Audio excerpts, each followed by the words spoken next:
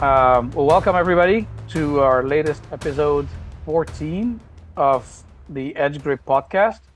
And we are very lucky today to have Dale Quarterley, who has a fascinating career in both motorcycling and cars that we'd love to speak to. Dale, thank you for making it. Thank you. Thank you for having me. I really appreciate it. And we're speaking to you despite of your career in cars. I don't mind. Trust me. And Dale is actually is the, I don't know if it's the best title to have or the worst title to have, but the winningest privateer, winningest privateer in AMA. So you won the most amount of races, championships, not being sponsored by anyone. So not championships, not in Superbike anyways. It basically was, if there was 5 factory bikes and 5 privateers, I'd be the top privateer, right? Just about weekly. So I was the top privateer in the country for years. Tom Kipp, all those guys, right, had to come up through the ranks when I was running. So you get to run with all those guys too, battling for top privateer. Did you ever sneak up in the middle of the night? Nothing, by the way. Did you ever sneak up in the middle of the night and took some parts from the official teams? No, I wanted to though. One year my father was screaming at me, and this was, I think, 84. And he wanted me to claim the carburetors off of Merkel's bike because they had $25,000 VF 750 magnesium body carburetors that are probably worth 40 grand. And it was only like $5,000 to protest him. And they had to give them to you. And then I could sell them for 20 grand. Sell them back to him for 20 grand. And I'm like, Dad, that's committing political suicide. You can't do that. He's like, we don't care. They're not helping us anyways. And I'm like, no, we can't do that. There's shit we can do, but that's not it. Good business scheme. Imagine Scott Russell just gets up in the morning, goes to check what's going on with the bike, and there's a swing arm missing, and yeah, that'd be awesome. Standing on cinder blocks, and then the swing arm is on your bike with different stickers. Scott Russell. My father's name was Herb. My father owned a go-kart mini bike shop when we were younger, so he really knows racing. So somehow him and Scott Russell get along, which I don't know how we even understood what Scott was saying, but that's a whole nother story. And Scott would always, when he was coming, like, one of these days I'm going to be your kid. My father's like, there's no way. He won't let it happen. It wasn't until he got a factory ride till he finally beat us, and then he just kept going, right? He never stopped. So, which he deserves everything he got. He really worked at it. Yeah, I think at some point he replaced Kevin Schwantz even on the RGV 500. Yes, yeah, but I'm not sure you replace Kevin Schwantz as much. Kevin Schwantz decided after the Rainey situation, I've had enough. I think he broke both his arms, Schwantz, and then Duan came over. But that's why. Yeah. I mean, if you listen to all the stories now, right, he just, all the motivation was gone and he wasn't focused. And he started getting really hurt. Yeah. Right? Anyways. Yeah. That's his story. Not mine. So you spent 13 years racing in AMA, obtaining championships in 1988, winning the AMA Battle of the Twins title and 2 AMA Endurance Championships. 3 Endurance Championships. Yeah. Was a part of 2 championship winnings AMA Endurance racing teams, Lockhart Racing in 1987 and Dutchman Racing in 1989 and 1990. That's right. Okay. Right. 1993, and that's I think that's what everybody still talks about, the 1993 win. But you placed second in the AMA Superbike National Championships with Team Mirage, including a historic AMA Superbike National win at Mid-Ohio. Now, there's a lot of material online about that win, so I don't know if we should get into it because everybody that wants to know about it. I mean, there's enough things out there, but in a couple of words, I mean, I'm sure the stories get better and better every time you tell them. Yeah, I'm sure. So let's change it up a little. My son Alex is doing some flat track motorcycle racing, and he's slowly becoming really good. Like, we could go to a national and qualify. He's really good. So he's at the races and people walk up and say, hey, do you know Dale Quarterley? And depending on what mood he's in, and he'll either say, yeah, that's my father, or he's an asshole, right? Depending on what mood he's in. And then the conversation goes from there. And most people stick up for me and say, no, he's a really nice guy. He'll sit and talk to me at the races, blah, blah, blah. Well, he proceeds to tell me that these guys tell the story of Mid-Ohio, and they're telling him the story. And he sits and listens to it, right? He's heard it 50,000 times, but he sits and listens to it and then comments a little, right? Well, this is going on for a couple of years. It's happening.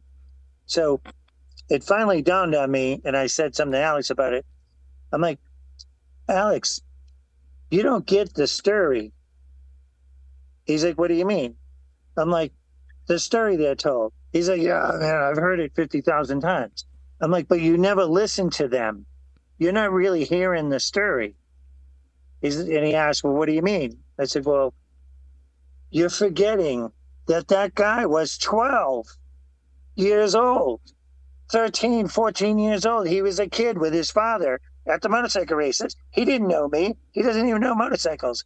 I said, granted, I was Teenage Mutant Ninja Turtles, so he's rooting for me anyways. I said, but as the day wore on, it became obvious, I never went back farther than fourth, I think. And our goal was stay in the top 4 or 5, third of the way through the race, third to go, then go. It was time to go, and then try and get those guys done. That we knew in the long run, we were really good in the long run.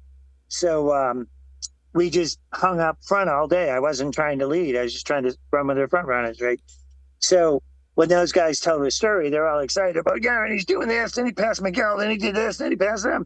And the next thing you know, he comes through the thing, and we thought everybody else crashed because there's a giant gap. And the next thing you know, he's like 5 seconds ahead. He's all by himself. And there's 50,000 people standing up, and they're all yelling and screaming. And he's telling the story. And I'm like, but I'm going to say it again, Alex. He was 12. He's telling you a story from 30 years ago. That's how much it's in his brain, right? It's a 30-year-old story. I don't remember being 12. Never mind tell a story, right? So it was a way bigger deal than we even comprehend at the time, is what I'm trying to say, right? And people that were there felt like they were part of it, right? Because I was a privateer.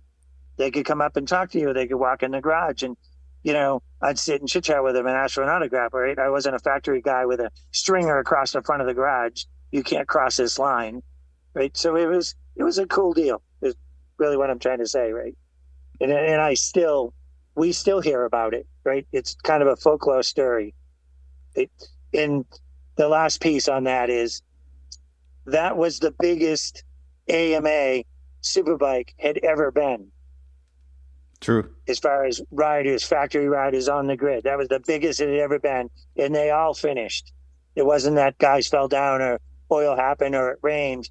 Everybody was running, right? When I finally did it, it was 100%.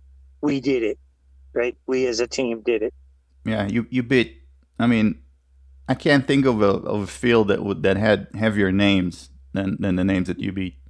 Right. Even if there was bigger guys, there's the most of them, right?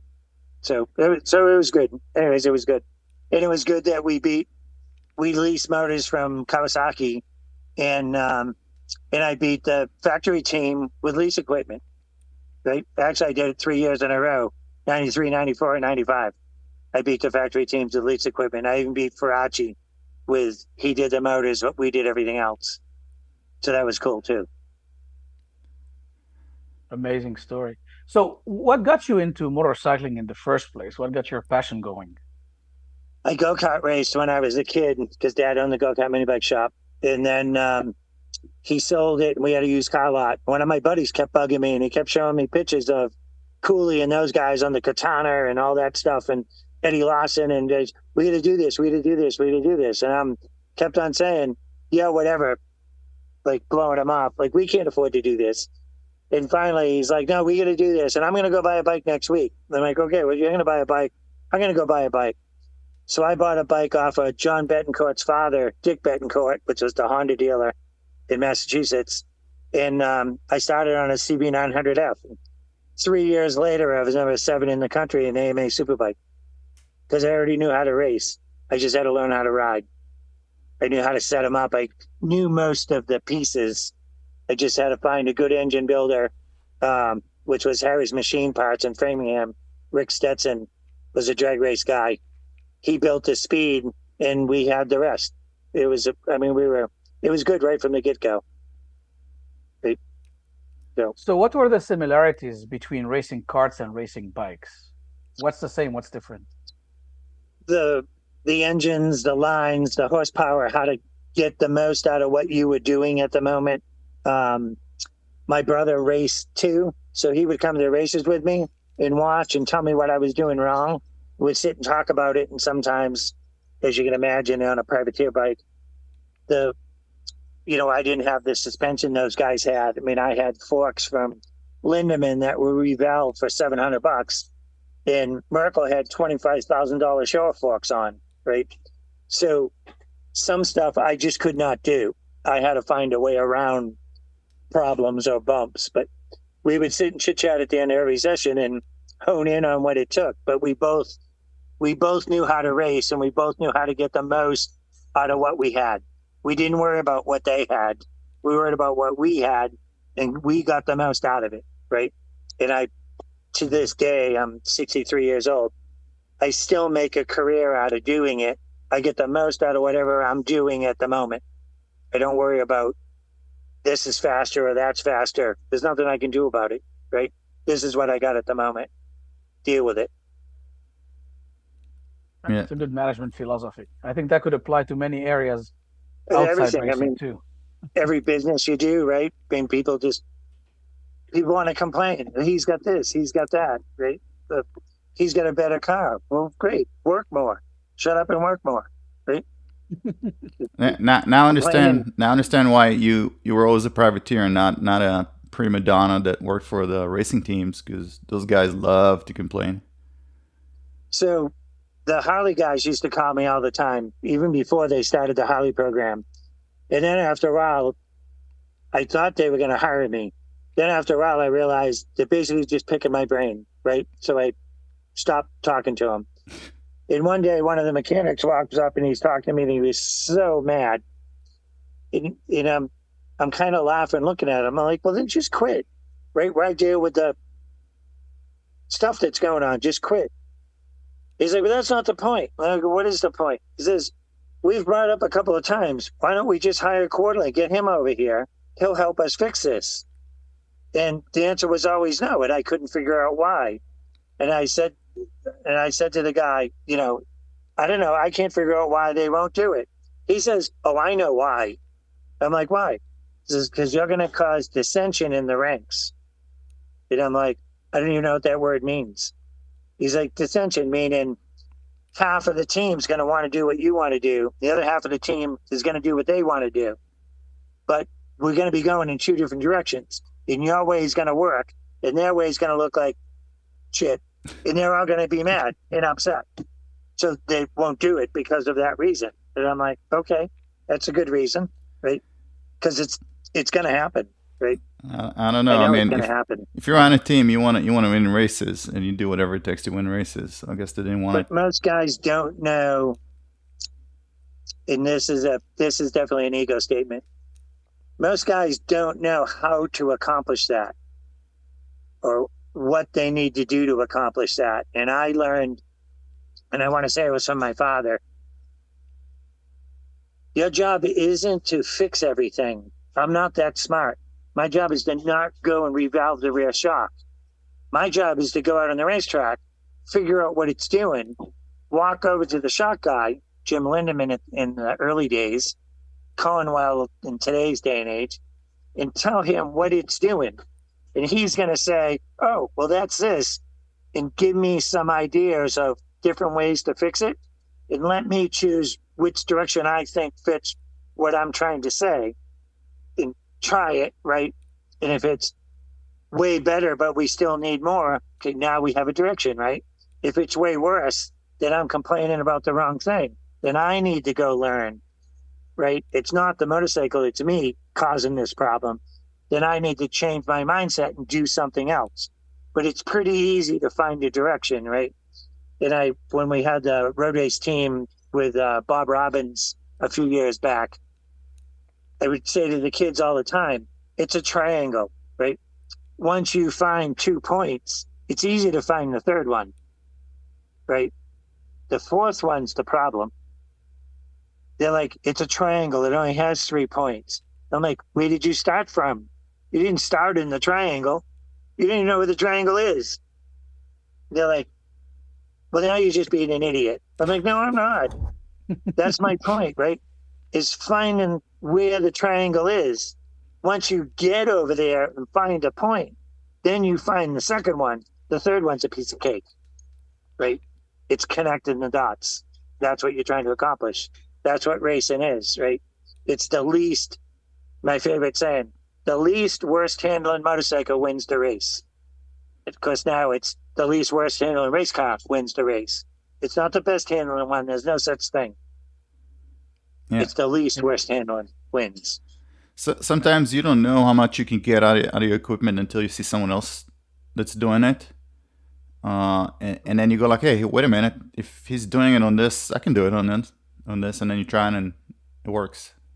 I mean, you can go back and watch races. I got a story. We probably don't have time for it, but and I'm passing somebody on the outside, Miguel at Charlotte on the outside. The announcer's saying, I didn't even know why he's doing this. You can't pass on the outside in turn one. He's going to be offline. And of course, I pass him on the outside. Now I'm on the inside for the next turn. I get by him. And his comeback is, well, if anybody going to prove me wrong, it's Quarterley. Well, if you watch the video, the very next lap, Miguel changes his line and moves over where I was, right? I couldn't do what they were doing because I didn't have their suspension. I had to find a way around the bumps. And my way was offline, but it was way less bumps, right? Mm-hmm. So in the long run, it was faster. But again, it's connecting the dots, right? You can't stick to, no, this is how you do it. It's whatever you need to do that day. That's how you're going to do it. Yeah, and you're racing against intelligent people. They see what you're doing and they see if it works, and then they'll do the same thing. So you have to kind of keep your cards closer to your chest. Right, 100%. So all good. Well, that was an interesting point what you said, because I like a lot of track riders find a hard time giving feedback to anybody who's adjusting my bike, just because of lack of expertise and experience. But thinking of it the way you framed it is, if you made the change and it's worse, then you're the problem, and then go back to what it was, and then figure something how to ride around it is a good approach. I used to help. I was kind of the rider coach in the day, right before we had rider coaches, before there was such a thing. And one that trips my mind all the time is Dave Sadowski. He's at Road Atlanta. He's on Yoshimura Suzuki, and he's super struggling. And he finally comes over, chit-chats with me. He's like, hey, I got a problem. I'm like, what's the problem? I can't get down the hill. And we tried this and we've done this. And he's telling me all about the technical stuff they've done. And I'm just sitting there laughing. Then I'm working on my motorcycle, right? And he finally says, so what's the answer? And I said, well, it's not going to matter. You're not going to do it anyways because you're too fucking stupid. And he says, well, just tell me the answer. Then I'll decide how stupid I am. I said, the answer is, why don't you try to let go of the throttle for a second? And then floor it again and stop trying to be a man and go down the hill wide open. It's the old gravity cavity at Road Atlanta, not the new sissy course they run. And so he's like, well, what else do I need to do? I'm like, that's it. Just before it starts shaking and wobbling and trying to kill you, just crack the throttle off. But you got to do it before it starts. And wait a second and go back to wide open. And it'll go down the hill like butter. He comes back, he freaking sits on the pole. Comes back and he's like, now that was stupid. I'm like, meaning it was easy? He's like, easy? I could ride it one-handed after that. All I had to do was crack the throttle, right? But you have a tendency to completely overthink it, right? It's always the motorcycle's fault. That there's no way the motorcycle is going to make a turn and go down a hill and not get weirded out, right? I mean, just think about it, right? There's no weight on the suspension. So, yeah. So back to that piece, right? The other piece is this is a hard lesson to learn, and it's a hard lesson to teach because you don't know where people's percentage is. But if you're out riding at 100%, you have 0% left to focus with, right? You're spending 100% of your time trying to stay alive and not see Elvis. That's what your goal is, right? Don't see Elvis, stay alive. But because of that, you have no idea what you're doing or what it's doing because you don't have time to pay attention to it. You're trying to stay alive, right? Don't see Elvis, don't see Elvis, don't see Elvis. If you would just slow down to 90% in that turn, especially whatever that turn is, in this case, going in the gravity caveat road at Atlanta, if you just stopped and thought for 1 second and paid attention to what the motorcycle was doing, he would have felt it come up as it's going over the crest, and then it starts wiggling. And it's like he could have just drugged the rear brake and it probably would have helped, right? None of us used the rear brake then, so I didn't dare to bring that up because we didn't use them. I'm afraid they'd break off the motorcycles, right? None of us used them back then. So anyways, that's the other part, right? Is you gotta know where to take your thought and get the most of it. It's the best wording I can think of. Yeah. Well, while we're on that topic, what would be your advice to track riders who are trying to better themselves? Don't talk to the idiot next to you. You want me to say it again? Don't talk Please. to the idiot next to you. This way either, or that side. Go find the fastest guy there and buy him friggin' lunch. I did it with my son even.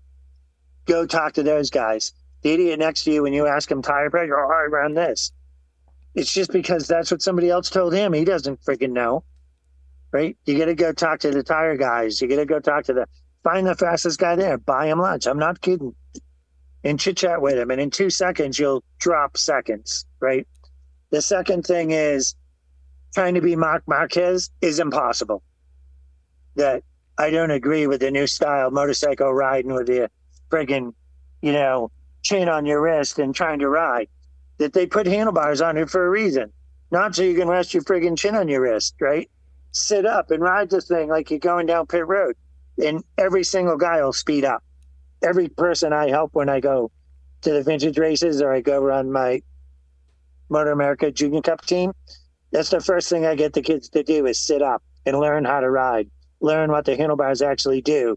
And then from there, we can tuck back in. But we got to learn how to ride it first. Right? Yeah, we could go on for hours on this subject. Those and I'm MotoGP gonna bikes. Get more and more excited. Yeah, they do it also because of the aero. The aero is. Well, who cares about aero? Right? Think of it like this. Let's take two motorcycles. We're going to take a Yamaha R6, makes 110 horse, right? And we got a Yamaha R1 that makes 180 horse. That either one of them, when you crack the throttle open, it's got so much power, it's picking the front end up. And as soon as the front end comes up, it's not turning anymore, right? It's going right to the grass on the outside of the racetrack. So our job is take this 180 horse motorcycle and get it to the other end of the straightaway. It's not a road race track. It's drag strips connected by turns. It is not a road race track. Your job is to get it stopped, get it turned, and get it going again. And as you get it going again, you'll beat the guy at the other end of the straightaway every single time, right? Don't mess with the throttle. It's touch the gas, on the gas, wide open. Touch the gas, on the gas, wide open. If you're going, you got on the gas way too soon, right? Touch the gas, on the gas, wide open. That's how they should be ridden. I think it's 180 horse, right? I think a lot of aspects of what the top riders are doing is imitating each other, even if it works or not. And sometimes it's a psychological warfare because Marquez was beating Rossi when he was doing that elbow thing. That's why everybody else changed their style. It's the same with the leg dangle. The leg dangle drives me insane. Yeah. I can see the leg dangle that it would help in certain situations, but the local guy is just doing it. He's not really making it work for him, right? He's just doing it. Yeah. Just because, right? He did it once and it kind of felt cool, so he keeps doing it. Yeah, Right? I think the best contribution of the leg dangle is showing everybody where you put your weight when you brake, because a lot of people want like, oh, put it on your knees or your outside knee, and uh, you see the leg dangle. Where do they put the weight? It's on the handlebar. That's what I was going to say, right? I mean, it ends up you putting the load in the bars where they belong in the first place, right? We covered that already. Yeah. Right? Sit up and ride the motorcycle. So think about this. This is my stupid mentality, right? It's the same with a big truck. This guy get paid 9 million yen, which is only $20, right? 9 million yen to design a motorcycle. And in the midst of designing it, the first thing he did was cover the outside. He's gonna make it look cool as hell, right? So when you look at it, oh, this thing is so cool. Look at, I love the way the headlights and the body and the seat, wow, right? He's so cool. Then he designed ergonomics. He designed the way you sit on the seat, the way the foot pegs, the way the shifter, brake levers are, the handlebars are. He designed ergonomics, right? Then he designed the way the throttle works and the levers work and all that, right? And it's all supposed to intermingle. And when he gets done, he looks at his sheet and says, oh, look, 7,000 yen over budget. Somehow I got to get rid of parts. I got to get rid of pieces. Well, the easiest thing to get rid of is the friggin' handlebars, right?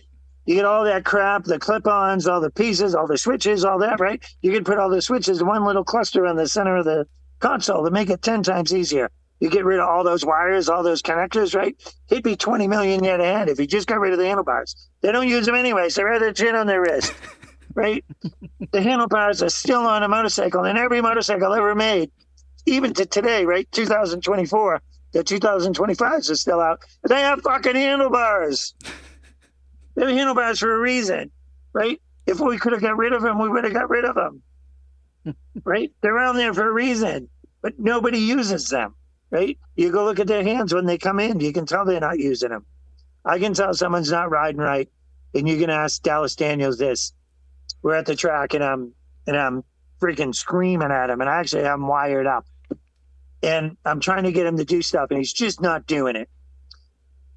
But I got him wired up. I got the NASCAR radios on him the whole bit, right? So when he's out riding his motorcycle, I'm talking to him live.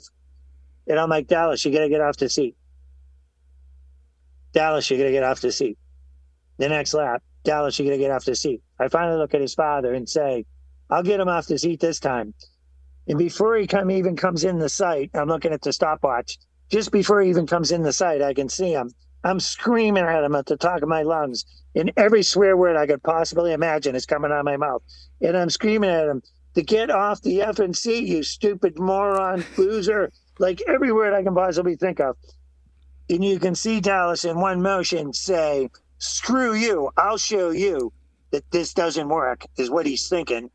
And all of a sudden, his butt moves on the seat, and he almost goes through the grass on the inside of the racetrack. He actually has to stand the motorcycle back up to not go through the grass. Then he almost goes off the grass on the outside of the racetrack. The very next lap, he dropped a full second. Yeah, All because he moved his ass 6 more inches on the seat. Because he moved his ass 6 more inches on the seat, his right knee dug into the tank. And because his right knee dug into the tank, now he could use his arms, and he was all that weight on the inside bar, right, handlebar, all the weight on the inside bar, and the thing just hooked this immediate left on him. Like he was having problems making the turn before. This lap, he almost went through the grass. yeah. It's one of the first things that they told me, that the triangle of where you put your elbows and where you put your body is the angle of the force that you put through the handlebars. And if you're more parallel to the ground with the elbow in, you just push forward instead of pushing down, if that makes sense. So then you use less weight to countersteer. I don't know who's listening to us today, right? But I would be willing to bet if they call me up and I go to the racetrack and they give me an honest 15 minutes, I will beat anybody who calls me every single time if they give me an honest 15 minutes, right? And do what I want done. Don't combine my stuff with your stuff.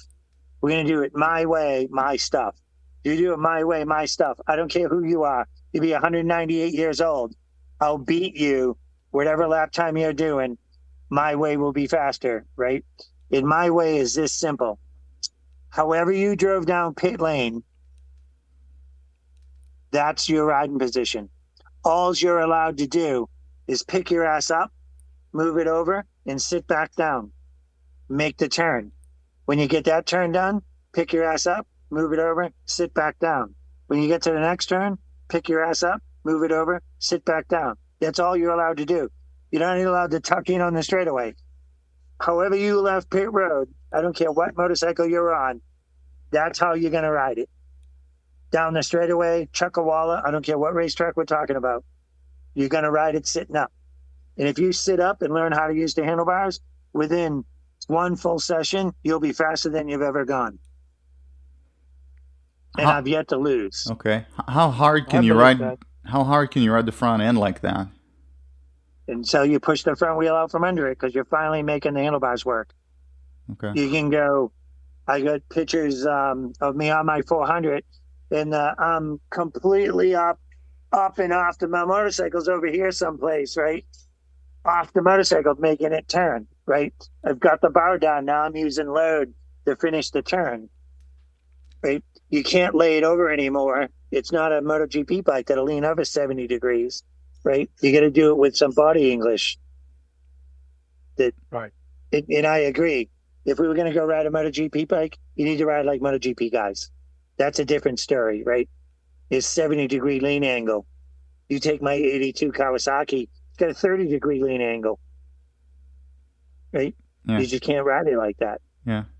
Yeah. So unless you're dragging body parts, really, you don't need to do all this monkey business. Yeah, which is basically you under the motorcycle, right? I so think speaking of moving over on the seat, because I got this philosophical debate with two different accomplished trainers, and one of them says when you move, you rotate around the tank, and the other says absolutely not. You got to move flat, Square. side to side. Yeah, up, over, down.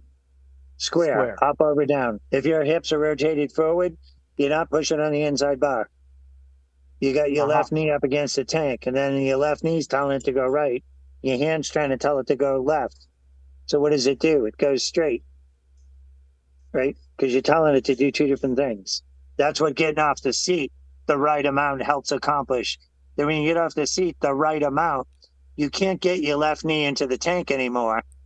And now because you're off the seat so much, your right knee is holding you from falling off the motorcycle. So your right knee's buried into the right side of the tank because we're going left. So everything's telling it to go left. Every fiber of your being's telling this motorcycle to go left. And it just goes woof right around the turn, right? Half the amount of effort. And I learned a lot of what I know from endurance racing. Right? We used to ride an hour at a time on 420-pound motorcycles that had 180 horse, right? But they were dinosaur motorcycles, so they're just ripping the tires apart. And you had to learn how to get speed, not wear yourself out, and not chunk a rear tire, right? And it took a while to pull those three worlds together. So Eric Bostrom wins this one. That was his theory. And he also is the guy who said there's two throttle positions, wide open or closed. If you're messing around in between, right? I guess you guys would agree on a lot. Wait. Who was the guy? Who was the guy that lost? Because Eric Bostrom. There's actually three throttle positions. There's closed, there's zero, and then there's wide open. So zero would be you go down gear, down gear, down gear, and then you crack the throttle back open to whatever. The motorcycle's not going faster. It's not slowing down. It's zero. You get what I'm saying? Right. Zero acceleration or deceleration. And then now you have control of the motorcycle, right? It's in your hand. When you're off throttle, you don't know what it's doing. You got to crack the throttle back open to have control. Then once you have control, then you can decide what to do next, right? Which should be basically right from there to wide open. Not in one bang, but right to wide open. Yeah, and I think he says it that way because all of us newbies, well, 15-year-old newbies, but still slow, tend to pedal the throttle a lot. So it's trying to exaggerate the other way. If you sit on the side of the racetrack and go watch practices, which that's another thing. Most track guys don't do.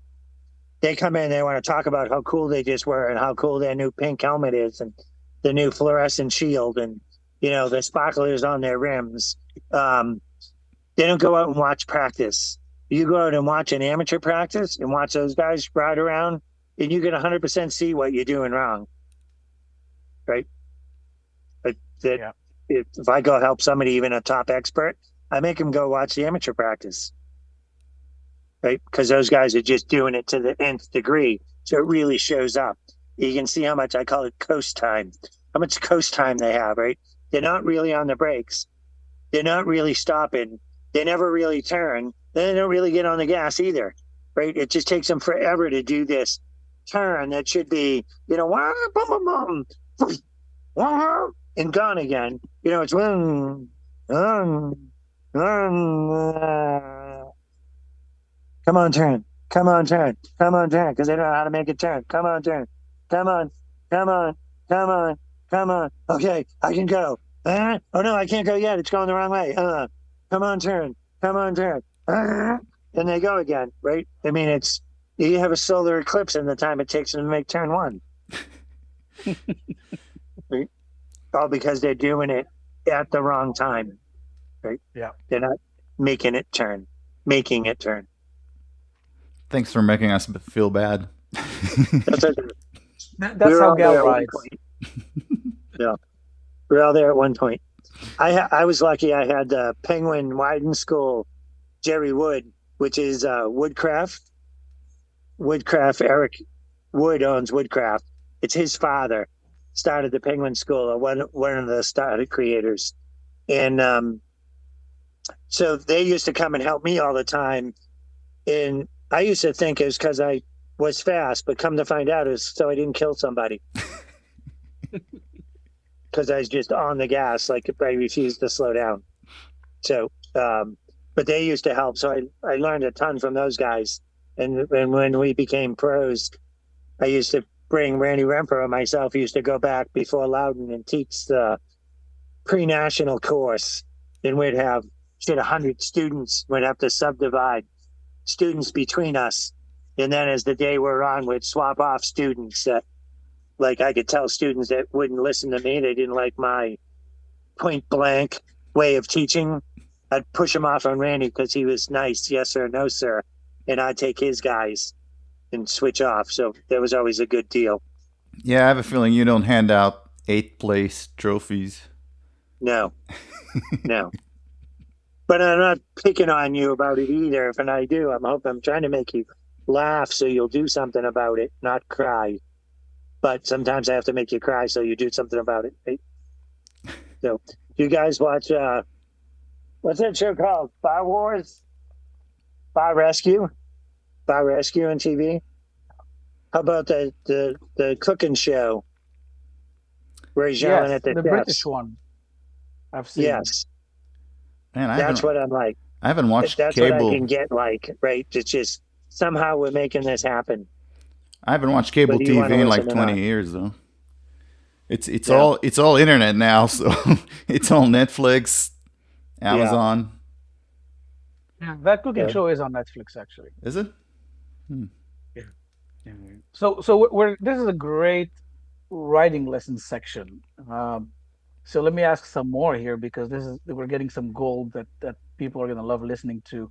What's the best way to learn a racetrack and get your markers? And what markers do you think are like you need to learn first and challenge yourself with?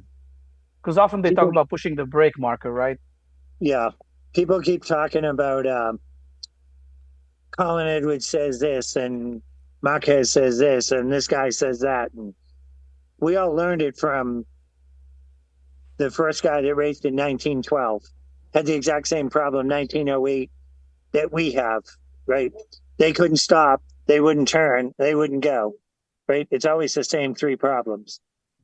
To me, the best one is until you get in your head, a road race track is drag strips connected by turns.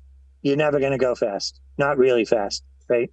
That's the first one. The second one is the exit of the turn is everything, not the entrance and not the apex. And think about it. If you get on the gas too soon in any turn, what happens next? Where do you end up every single time? In the dirt. Right, in the dirt, on the outside of the racetrack, right? So obviously, the apex wasn't the situation. It's when can you get back on the gas to go down the straightaway. So it's the exit of the turn that matters. So when you track a exit backwards, that's your apex. Not coming to that point. It's that point forward.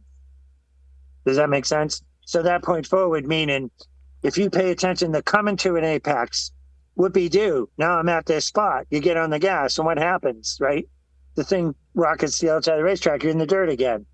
You got to get it to finish that last little piece of the turn and look at the apex mark you got picked out and get yourself there, right? Without going off the racetrack, without having to let go of wide open throttle. That's the part that matters. And then just keep working it backwards from there, right?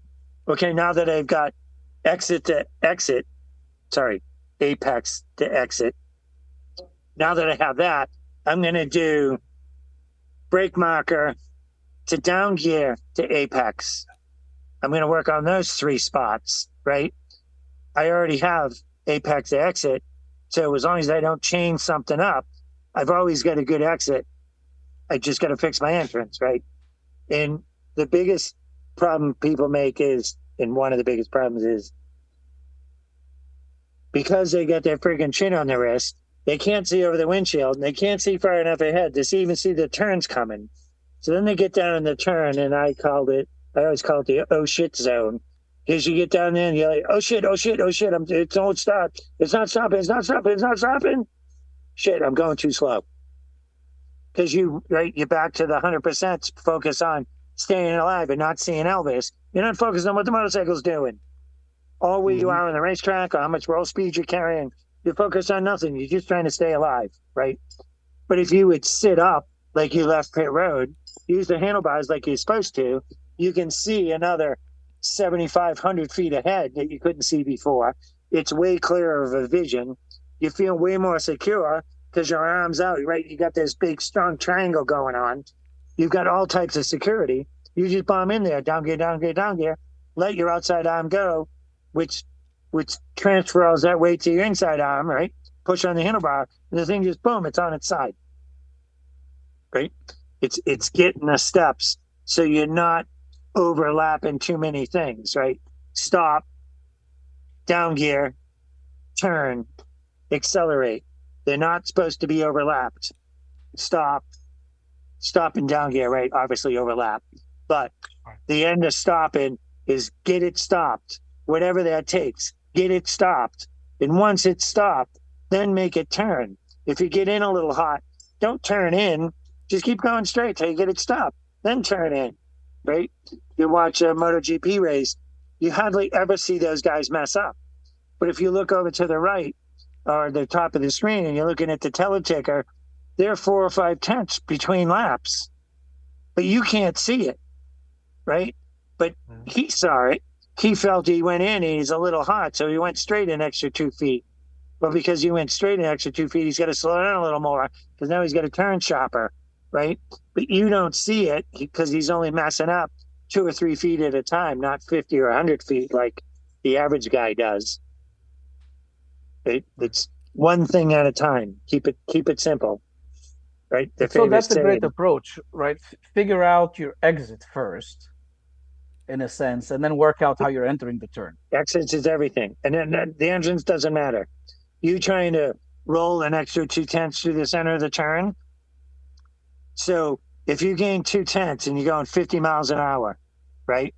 Or you can give up 2 tenths, get the thing turned, get it aimed straight, and then go to wide open, and you can hold the gas on an extra 2 tenths longer at the end of the straightaway. The end of the straightaway is 160 miles an hour. Which 2 tenths covered more ground? The 50 mile an hour zone or the 160 mile an hour zone, right? You're going to drop 6, 7, 8 tenths because you had to get gas on 2 tenths sooner, right? At the end of the straightaway. Give up the 2 tenths in the turn. The turns don't matter. It's drag strips connected by turns. It is not a road race track. You're Yeah. not trying to carry speed through the center of the turn. You're trying to get it stopped. You're trying to get it turned. You're trying to get it going again. We're not trying to turn. That's not what it's about, right? Meaning you're not trying to keep carrying more and more and more roll speed through the center. You're trying to go in deeper, get it turned faster, and get out sooner. That's a road race track. Yeah, we heard the same philosophy. Fred Spencer, I think that was his philosophy as well. 100%, right? He talks about cold tires and hot tires and how he would change what he was doing. And he'd kill it, annihilate the guys in the first couple of laps, right? Because he's driving it up on the tire. He'd get it stopped, right? Yeah. Which Bill Keaton is the exact same spot every time. Then he'd get it turned, which didn't take that much energy. So if you change this up a little, you have 100% of everything, right? Nobody rides 105%. There is no such thing. You have 100% tire. There is no 105% tire. There's no such thing, right? You have 100% of a glass. If you fill it 100% and go to 105%, your hand's going to be wet. There's no 105%. There's only 100, Mm-hmm. right? So if you're using 100% of that front tire to stop with, you have 0% left to turn with. So if you start turning in, then you're giving up 10% of braking for pre-turn.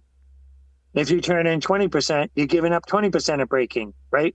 We want to stop and maximize the tire. We're not amateurs. 100% stop, 100% turn, 100% go again, right? And yes, there's some trail braking involved and there's some finish turn, starting to open the throttle involved. I get there's a little overlap in this, but we're talking a little overlap. Not, I guess we're on the radio, right? So people can't see. We're talking a little overlap, not huge overlap, right? We're not talking 20%. We're talking 2, 3, 4, 5%, right? And the other piece is rake and trail, which is a whole nother conversation, matter. If the front end goes down, the trail gets short, the motorcycle will turn. So if you get down in the braking zone and you let go of the brake, the front end pops back up, it's not going to turn. Yeah, It takes a little trail brake. The trail brake really is matching load to speed. So when you get your braking's basically done and you're starting to turn in, that's when you're easing off the brake lever. That's trail braking. But you're doing it to keep the front end down and keep it still. Because if it pops back up, it's not going to turn. And the same thing in the just past apex. If you're turning, and you get impatient and you crack the throttle open, as soon as you crack the throttle open, the front end's coming up. And when the front end comes up, the trail gets longer and the motorcycle is going to start heading to the grass or fight you for the last little piece of the turn, right? It's one thing at a time. Get it stopped, get it turned, get it going. Nice. Well, this is the best mathematical demonstration of do you want to gain 2/10 at 35 miles an hour in the turn or at 160 miles an hour on the straight? It's a And no-brainer, that's just right? math. Right. Yep. And the other thing is we did a course with Aaron Stevenson over here in North Carolina. He has this cool dirt bike school. We train on XR100s, but it's a road race track in dirt.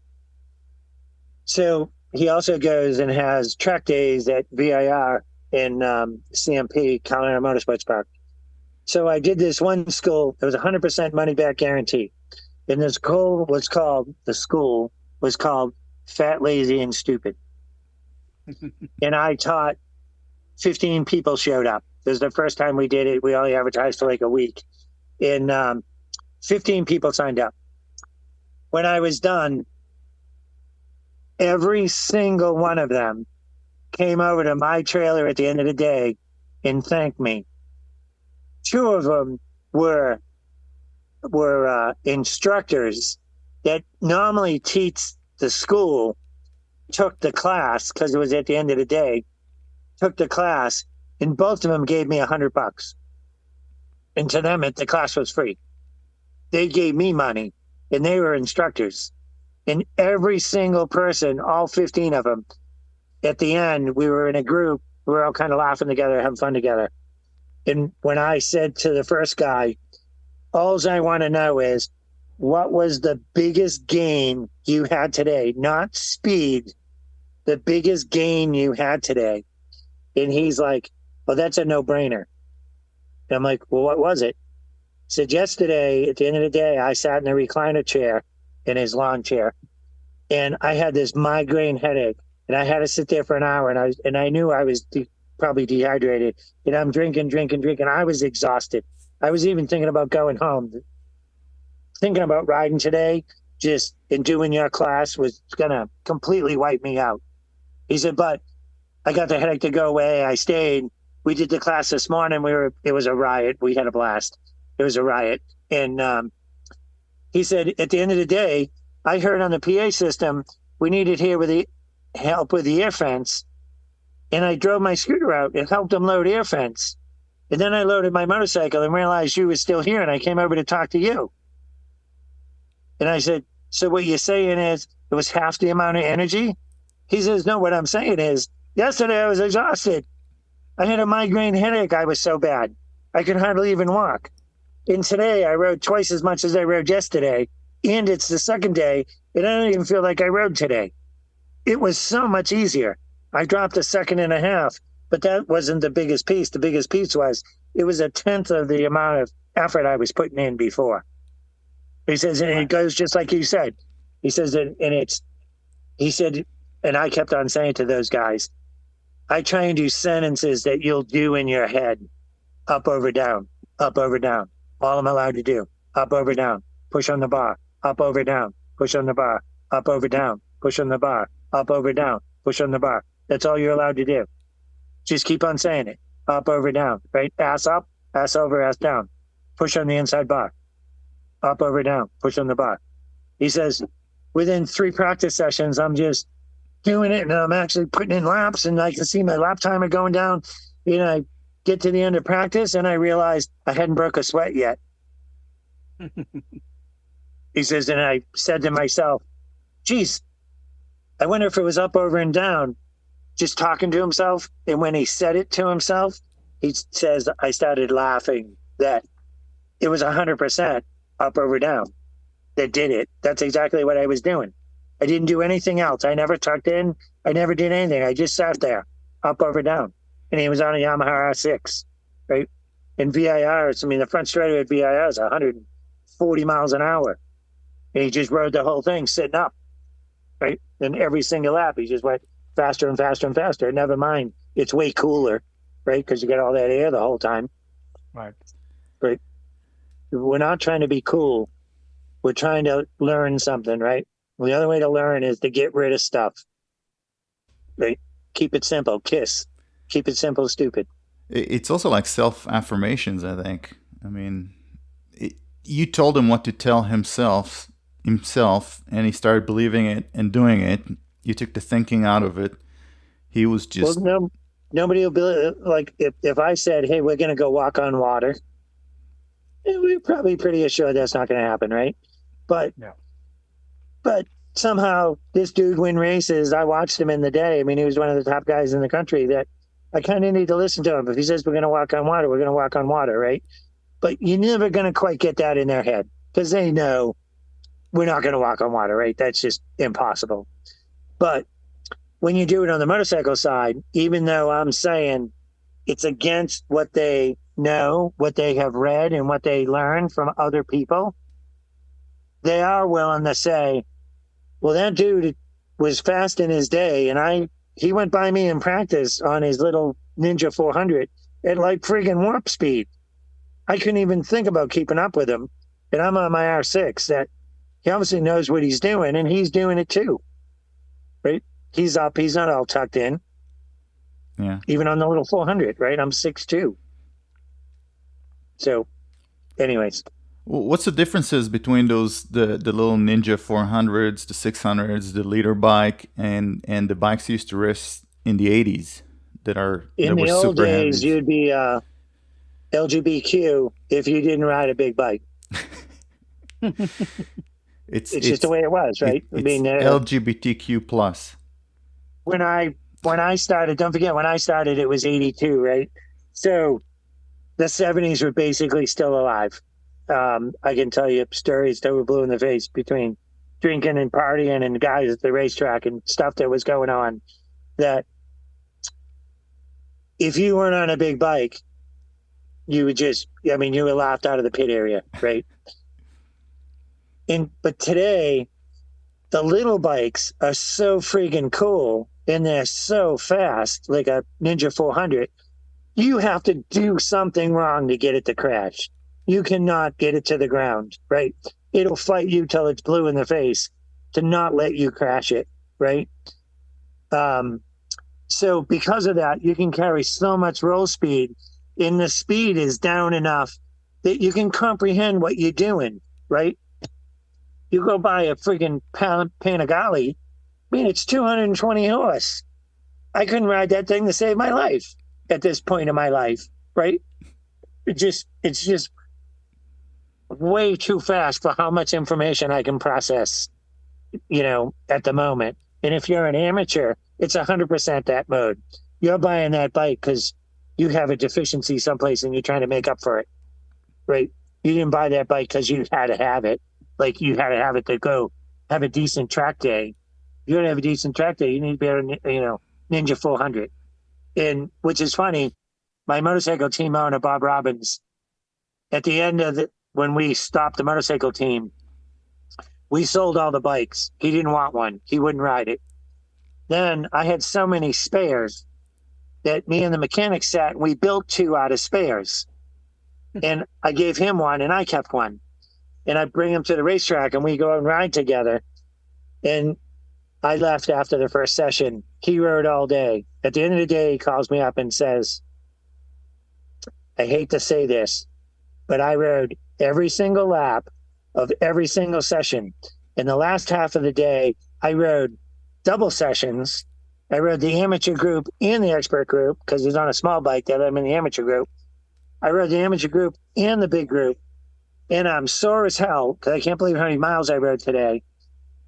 I dropped 2.5 seconds faster than I've gone in the last 5 years today on the 400. I'm like, what do you mean 2.5 seconds? He says, my best last time on my 900 Ducati air-cooled something, something, something, I don't know what that thing is, was this. And I was 2.5 seconds faster on the 400. The 400 makes 46 horse. His other bike makes 100.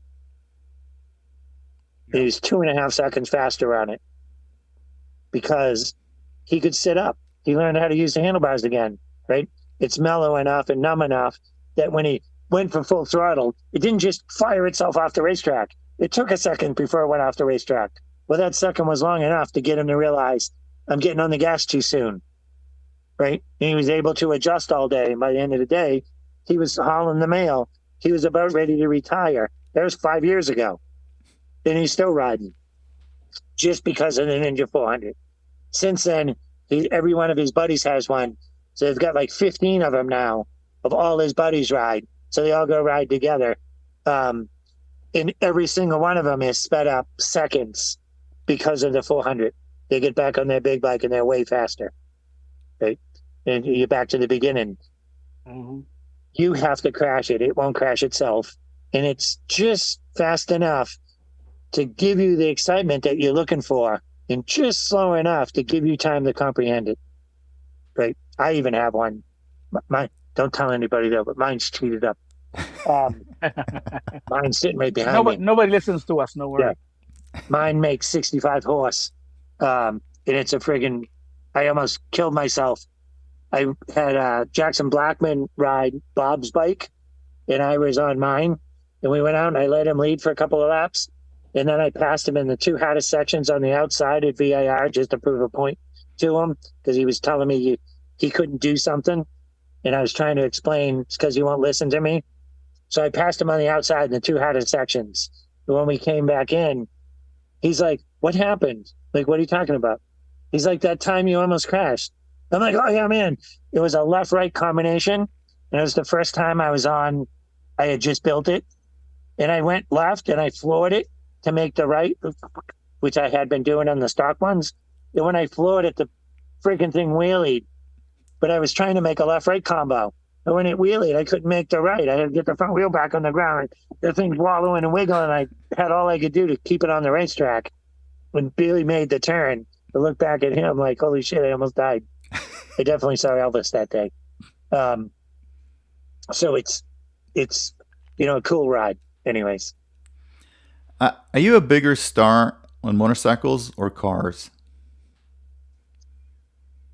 I made it farther on the bikes than I did in the cars.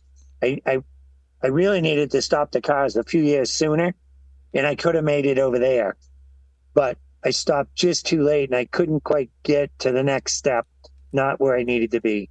So what's happening at the moment, though, is I'm actually signed through 2025 at the moment. So I'm signed till I'm 65 years old.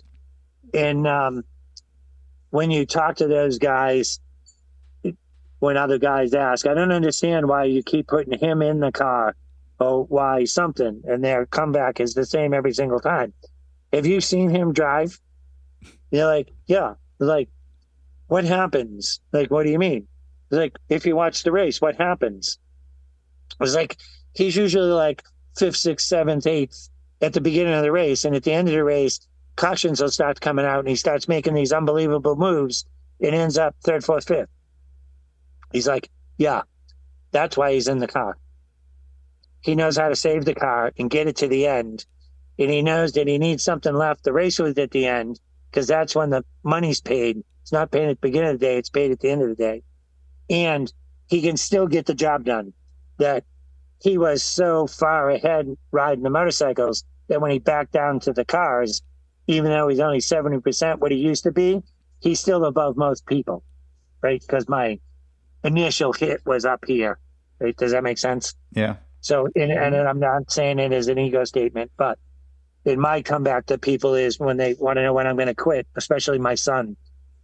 My comeback is when I don't make that move, like someone crashes in front of me and I don't see it coming, and I just right into him.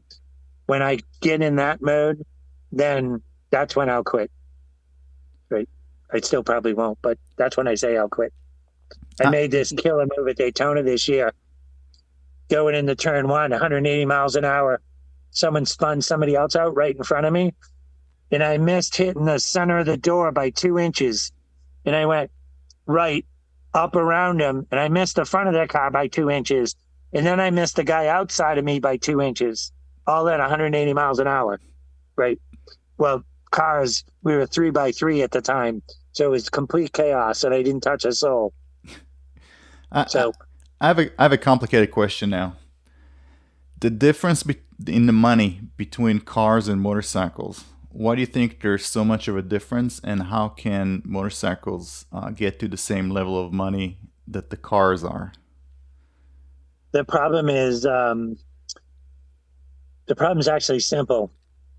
If you follow the road race series, those guys struggle to get money too.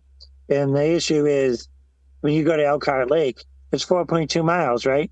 So even a fast car is 2-minute 20. So every 2-minute 20, you get to see him for 20 seconds. And 2-minute 20 later, you get to see him for 20 seconds. And 2-minute 20 later, you get to see him for 20 seconds. It's just not exciting enough to go to the races and watch, unless you're watching on TV. Then when you watch it on TV, the speed is down so much because the camera robs the speed. It looks like they're friggin' parked, right? Especially if they're single file. So the race isn't that exciting. But when you go to a NASCAR race, and not that, trust me, it's not that I like NASCAR. You go to a NASCAR race, I mean, they're in a circle. So you can sit anywhere in the stands and watch them 360 degrees around the racetrack. And because you're right there, they're going by, I mean, you get that sensation of speed, even if you're 40 aisles up, right? You still get the sensation of speed. So, and you get it when you're watching TV, that it's just the way it is. It's not going to happen. The other problem is when I ran, Camel was around, right? Camel Cigarettes was around. And their advertising budget was in the B's, right? In the billions, not millions, in the B's, the billions was their advertising budget. So that's why we had the Camel Challenge and Camel Dash for Cash and Camel this and Camel that and Camel Cigarettes and Camel Coat, Camel Pit Road, and Camel Girls, and you name it, right? They couldn't spend money fast enough. Their budget was in the B's, right? It was in the billions. So they were throwing money at every single series out there, right? There's a Camel AMA Camel Pro Series. So now all the series can't get funding, and it has to run by what they get on the gate, right? What the competitors pay to race. And there's not enough money out there to give it back to the riders, right? Never mind what it costs a racetrack to operate today, right? You used to be able to rent a racetrack for $500. Now it's $30,000 a day to go rent like Sonoma. Yeah, I think a lot of people talk about that age of cigarette advertising. I know Miguel was talking about it a lot. I think the economy today, the software companies are bigger than what the cigarette companies used to be, and I think we need to tap those. But they don't. You're talking about market shares and values and hits, right? So you go watch the best Motor America race ever, right? Which is probably the Bagger race, by the way. Go watch the best motor race ever, and then go Monday and look at the ratings, and it was seen by 314,000 people. Right. They're not even willing to look at that number. Right. Yeah, to them, that's on the side of point something.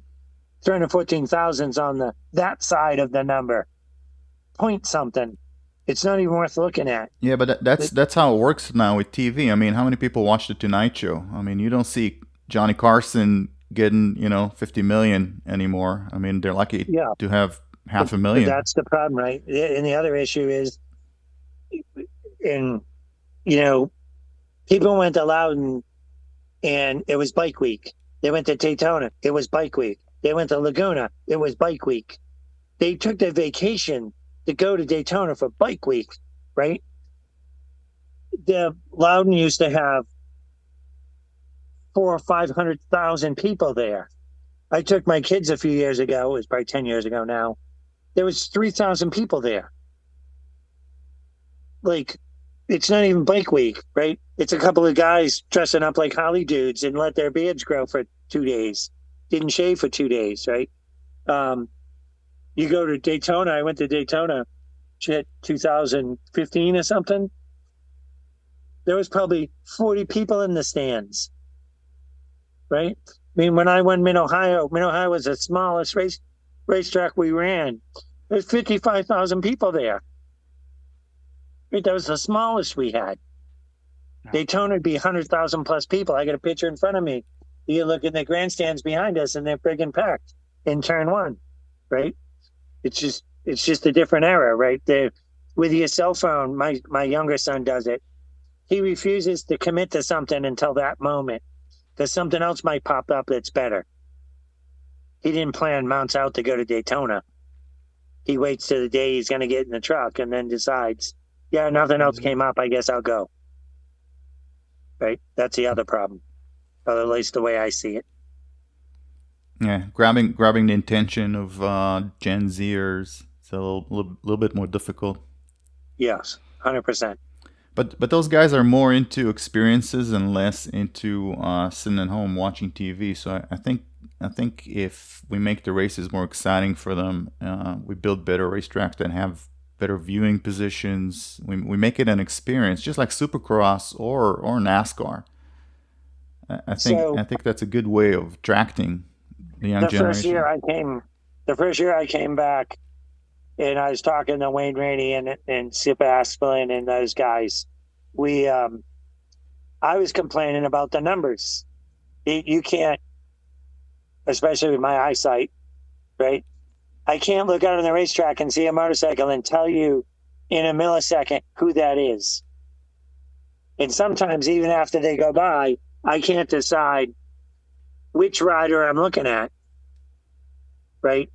Like the Attack, right? I know they have two riders, but I don't know which one I'm looking at because they have the identical suits, right? Or one's white and blue, or one's blue and white.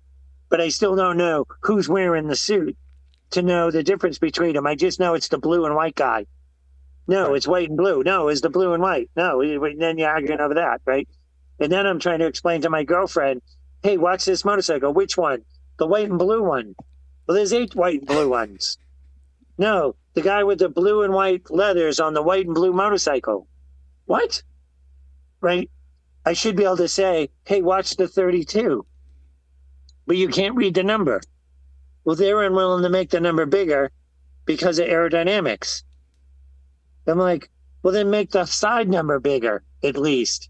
Let's put a little number plate on the back like we used to on the rear seat on that section and do it. No, you can't do that. No, you can't do that. No, you can't do that. I'm like, okay, well, good luck getting your girlfriend interested in what's going on. There's no possible way she can follow it. I can't even explain it. How's she going to follow it? Right? The guy's wife and all that, that when you go, you're into it, they're not. What's your odds of coming back? Yeah. Right? Yeah. You need your wife to go, your girlfriend to go, or you can't go. Right? So to me, certain things need to be addressed that nobody wants to do anything about. And that's why the baggers get getting so big, because they're so different between one another. You kind of know who you're following. Yeah. It also sounds like, I mean, in racing, characters are always bigger than life. Even in MotoGP, the new generation seems sanitized compared to the Rossi, Lorenzo, all these battles and these characters. And now, I mean, Moto America, like him or not, Josh Herrin has a bit of a character and he does some social media and he's a little, you have to be a little controversial. You have to be bigger than life. Right. And if you're this bland corporate, super polished guy, you're not going to get anybody excited watching you. 100%. Right. And again, that's why I'm signed through next year, because I'm still the action pack guy. If something's going on, it's around me. Every single weekend, I'm involved somehow, whether I caused it or not. So, anyways, there's in you also need rivalries, right? Guys feuding with one another, so things going on, right? You get all that stuff going on, which is always a plus. Yeah. I mean, you got speaking of a bad viewing experience live, you got the Vegas F1 that they spent I don't know how many millions just to make that racetrack. Right. And it was a horrible circuit to race on. And then they had the tire problem, right? Yeah. And only 8 guys raced. You had sewer cap popping off, right? Yeah. And people paid $2,000 a ticket just to sit there and say, hey, I went to F1 in Vegas. So I don't know, maybe we can piggyback off of that. Offer we don't something. get to make that decision, right? Yeah. And that's a case of like you go to a racetrack and you're in there mowing when we get there, right? Like you didn't realize the grass was going to be tall from the other 364 days of the year. That it should have get mowed 2 days ago, right? Yeah. But the left hand isn't talking to the right hand, and the right hand has no idea what's going on. I can't tell how many races I go to because I'm the lower division in NASCAR. That when I tell them I'm running the ACA series, they look at me like I'm got 3 heads. They don't even know what I'm talking about. I'm like, well, we're the guys that race on Friday. But we don't have a race on Friday. Right? They didn't even know they were racing on Friday. Never mind what our series is called. So you got that going on, and that's what happened with the manhole covers. You get guys working on the racetrack, guys designing it, and guys up in the booth trying to oversee everything. But they're not thinking of what each other's are doing. And what the manhole cover really was the ground effects under the car is vacuum, right? Sucking the car to the racetrack. Well, instead it pulled the manhole up because that was easier. It pulled the manhole up out of the hole. Yeah. But nobody thought about it, right? And the guy that put the manhole down it, he doesn't know. He's the sewage guy, right? He's the drain pipe guy. They told him to put a drain pipe here. It needs to be 6 inches out of the ground. And he put it there. And then the paver came along and said, but don't forget, there's a manhole over there. We got to pave around it. Then they paved around it, right? It's got nothing to do with them. Yeah. Yeah. right?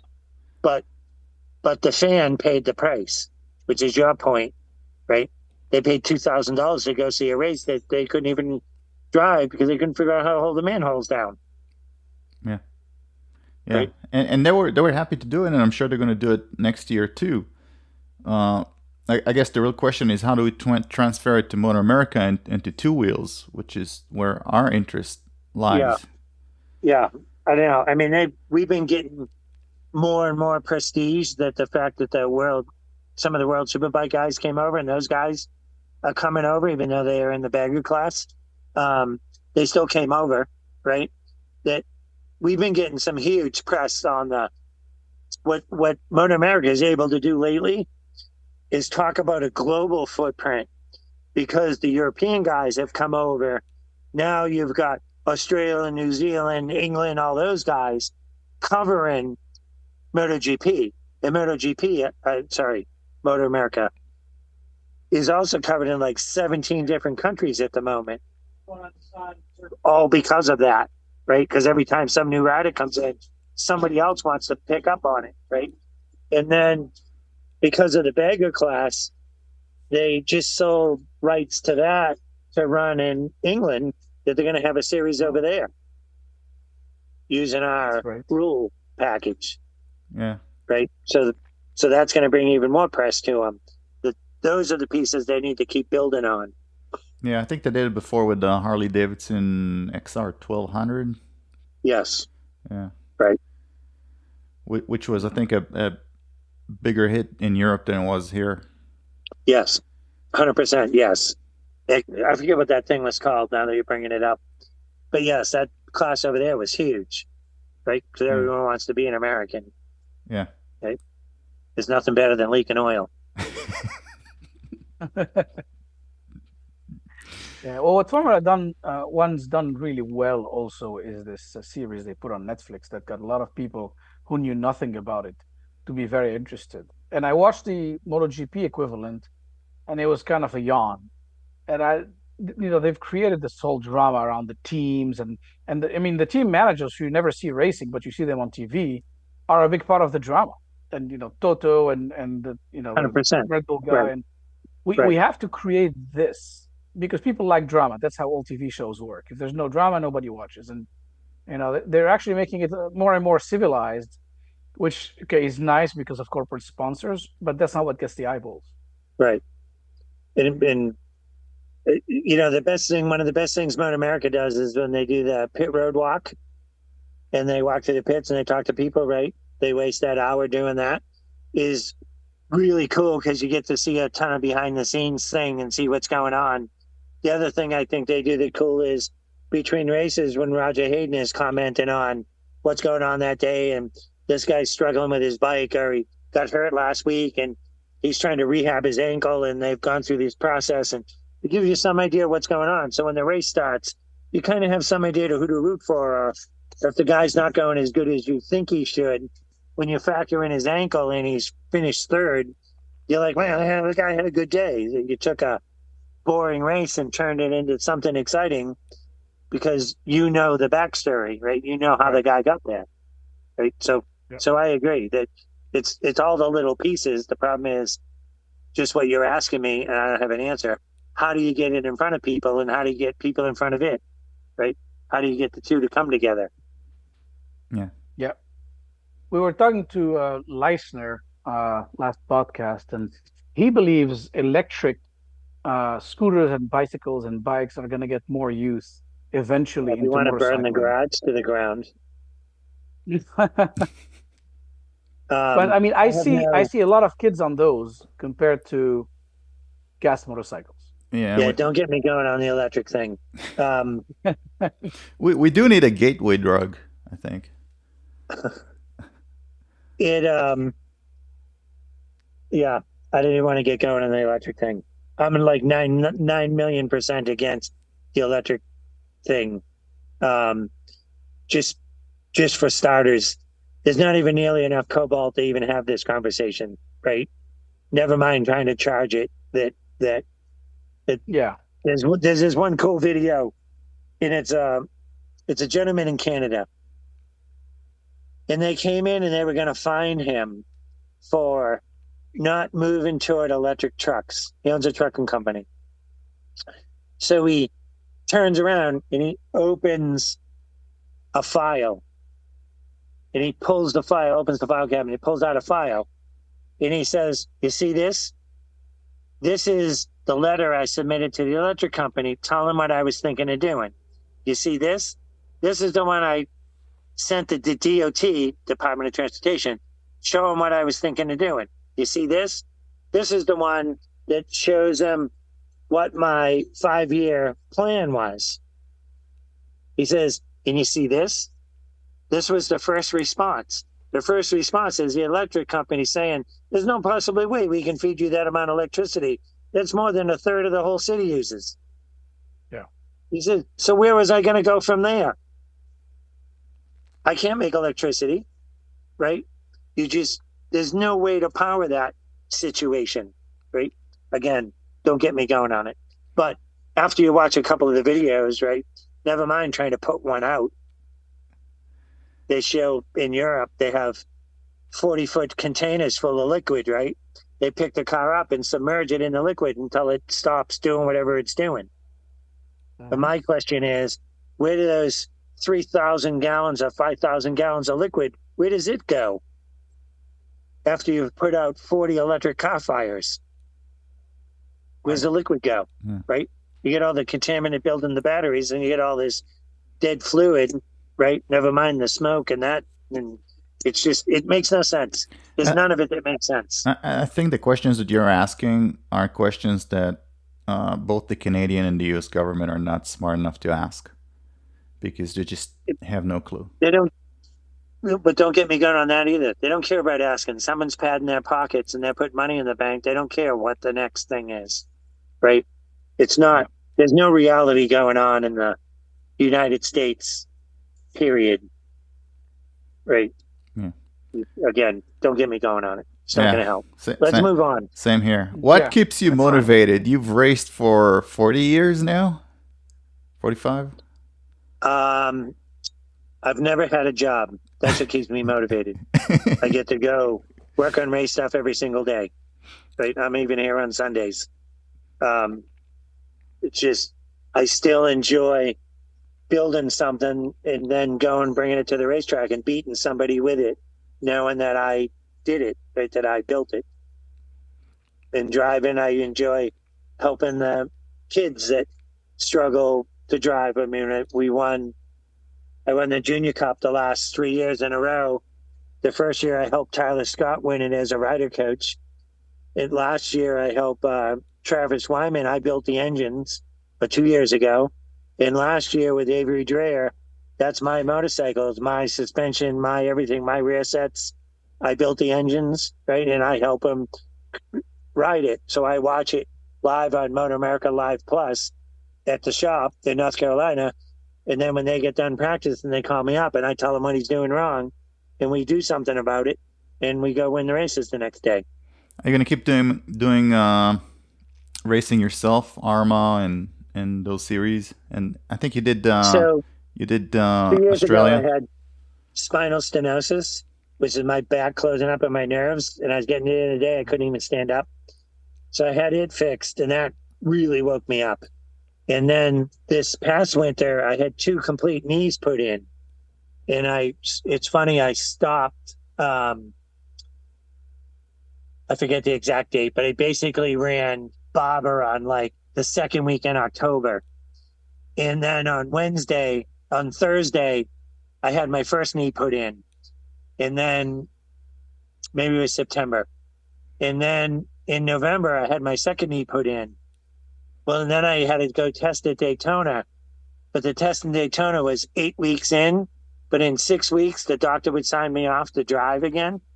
So I had to go 6 weeks, apply for my NASCAR license, get it all done in a week, which everybody was mad at me. But then I couldn't sign up for the test because I didn't have my license yet, but I couldn't get my license until I got signed off. And I didn't want to bring it up because I didn't want anybody talking about it, just in case they said, no, it's too early to go test. So I had to pay a late fee, $400 penalty late fee to go test at Daytona. right? So I've been rebuilding myself over the last couple of years. So A, I can keep driving and riding, but B, more importantly, I was getting so I could only function 4 or 5 hours a day. And the rest of the day I was sitting in a chair or doing nothing. So I'm trying to work my way back to working full time, which according to my son, I'm still only at like 30%, but don't tell anybody. No one's gonna listen. No one's gonna Yeah. hear this. You rode some pretty good, well, good exotic motorcycles in your day. A slew of Ducatis and Bemoras and a bunch of other exotics. Um, I have a list over here of all the Bemoras you were on. Oh, let's see here. You were on actually Ducati NCR 850, Bemora YB4. Well, it's not really a YB4, but it had a YB4 chassis. DB1, Tezzy 1D. Yeah, the Tezzy. That's a swing arm front end motorcycle. Which one was your favorite, and how does the Tezzy compare to an actual standard front end? So the problem with that design, in everybody's design, even Elf when they did it, is it takes the front end feel away. You don't really know what the tire's doing. That it won't transition that energy back. So you're riding, and the next thing you know, you're face planted or you're 10 feet in the air. That's why all the DHE European guys, every one of them got hurt, and they got hurt bad because when it did that little wheel hop, when it landed, everything was so stiff, it was multiplied times 100. So the next thing that happened was just catastrophic, right? So, but up until that point, that thing was awesome to ride. I mean, it did everything you asked it to do. You just didn't know what it was doing, but it did what you asked it to do, right? And that's actually a funny story. That they called me up and asked me if I would campaign it, they would pay for it. So we struck a deal. They send it over. The first thing I do is dyno it, and it's a turd. And they explicitly said, you can't work on the engine. We're going to build the engine. We're going to get the engine done. Somebody over here. You just need to do the rest. So I dyno it. It's a turd. So I instantly take the engine out, bring it to Faraci. Faraci fixes it. We put it back in. I go to Daytona. They're supposed to show up on Wednesday. On Thursday, they're still not there. Friday, I get a phone call in the morning. Hey, I'm coming. I'll be there around noon. I'm like, okay. Noontime it comes. The guy comes walking up. And I'm like, hey, what happened? You were supposed to be here on Wednesday. And the guy says, because he's full on Italian, right? And he says, oh, I get off plane and go out to taxi and say I need go to Daytona Beach.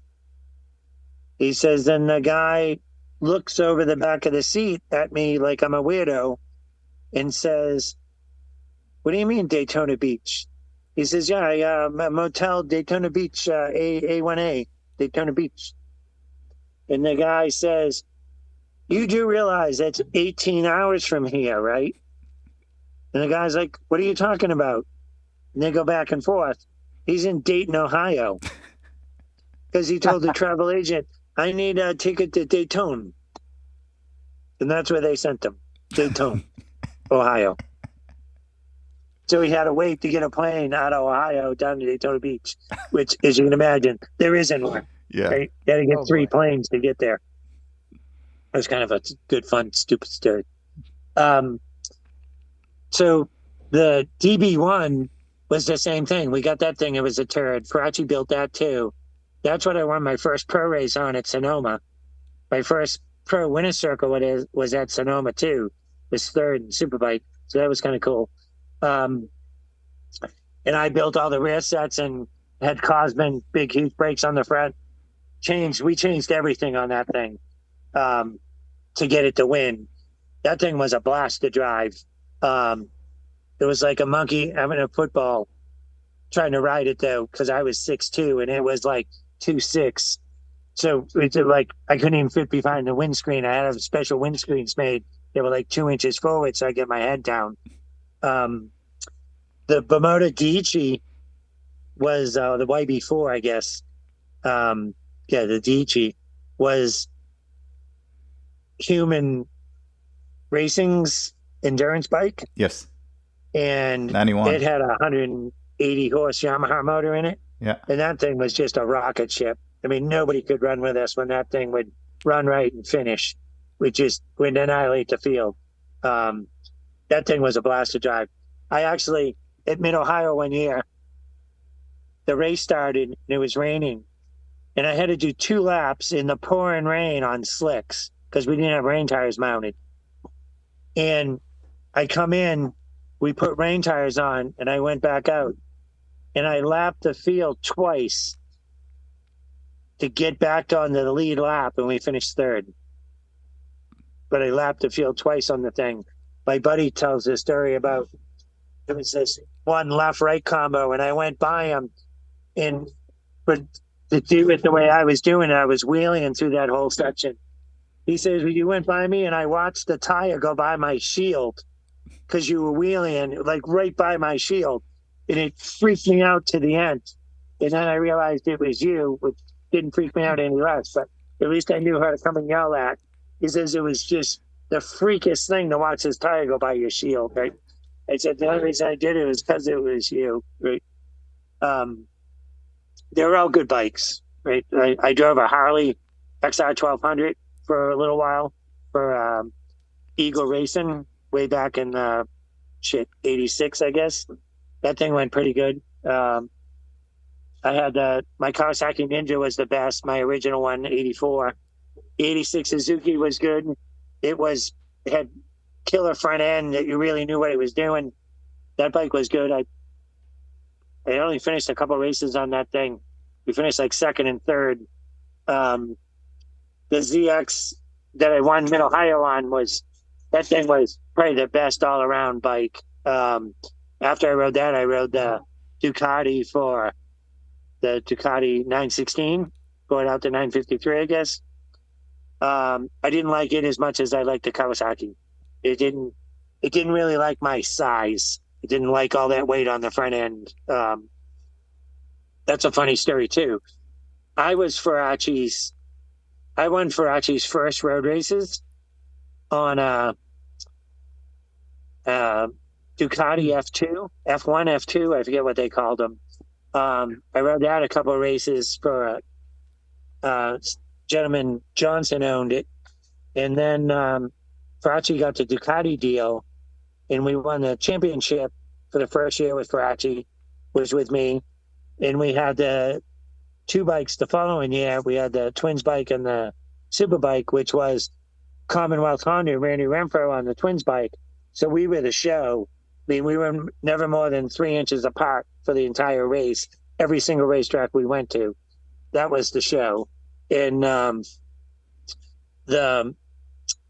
that year, Daytona '89, I guess, I won the Twins class. I won the endurance race, and I was leading the Superbike race, and the thing quit. They would have won all 3.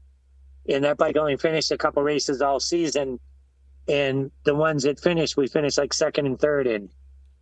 So it was up front every time it ran. But then the following year, Jamie James ended up getting the ride because he had the number 1 plate. They gave it to him, which was probably a plus because they stuck him on Yokohama tires and he crashed 957,000 times, which saved me some bone abuse. So, anyways. You made Gal happy because since he got a Bimota, the question is always, what's your favorite bike to ride and why is it the Bimota? Yeah. Yeah. That thing was just, it was kind of my favorite because just how fast it was. Right? It was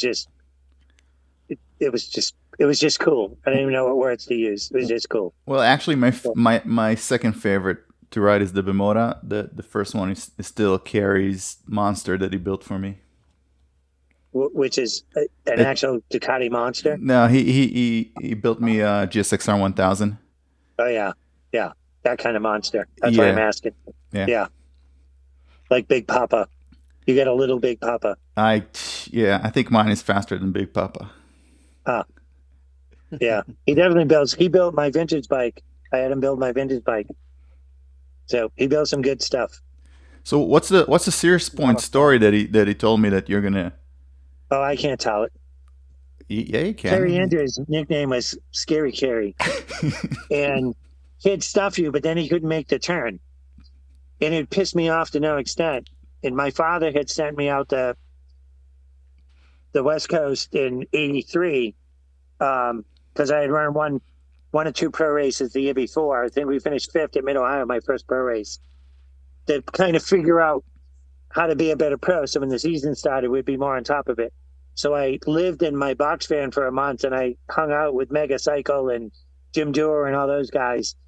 But I'd go to Sonoma and I'd race Kerry Andrews and Jim Lindemann, the suspension guy, would come out, and Rich Oliver would be out there, right, to race those guys. Um,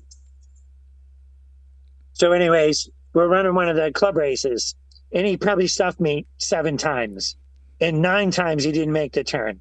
And I finally just got sick of it. And we come down the front straightaway, and I stuff him going into turn 11, which is a stop, 180-degree right. But I just kept going straight, and I kept going straight, and I kept going straight, and I kept going straight, and I kept going straight till just before I hit the hay bales, and I turned. And I never looked back. I just kept going. When I come by the next lap, he wasn't in the hay bales, which I couldn't believe he made the turn.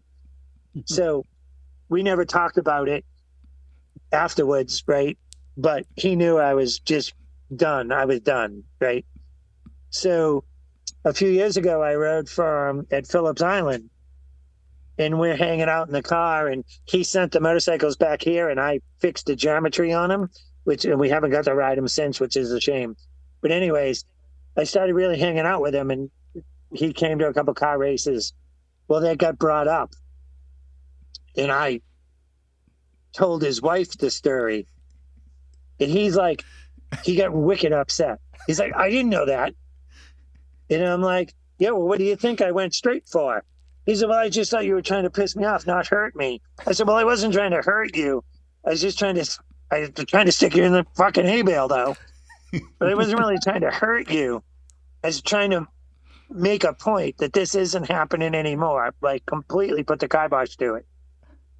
He said, yeah, but you were trying to hurt me. Like, I couldn't get him off. I'm trying to hurt you. I'm like, I wasn't trying to hurt you. I was just trying to fix the situation, right, to the nth degree. That leads me to a Miguel story, same basic thing.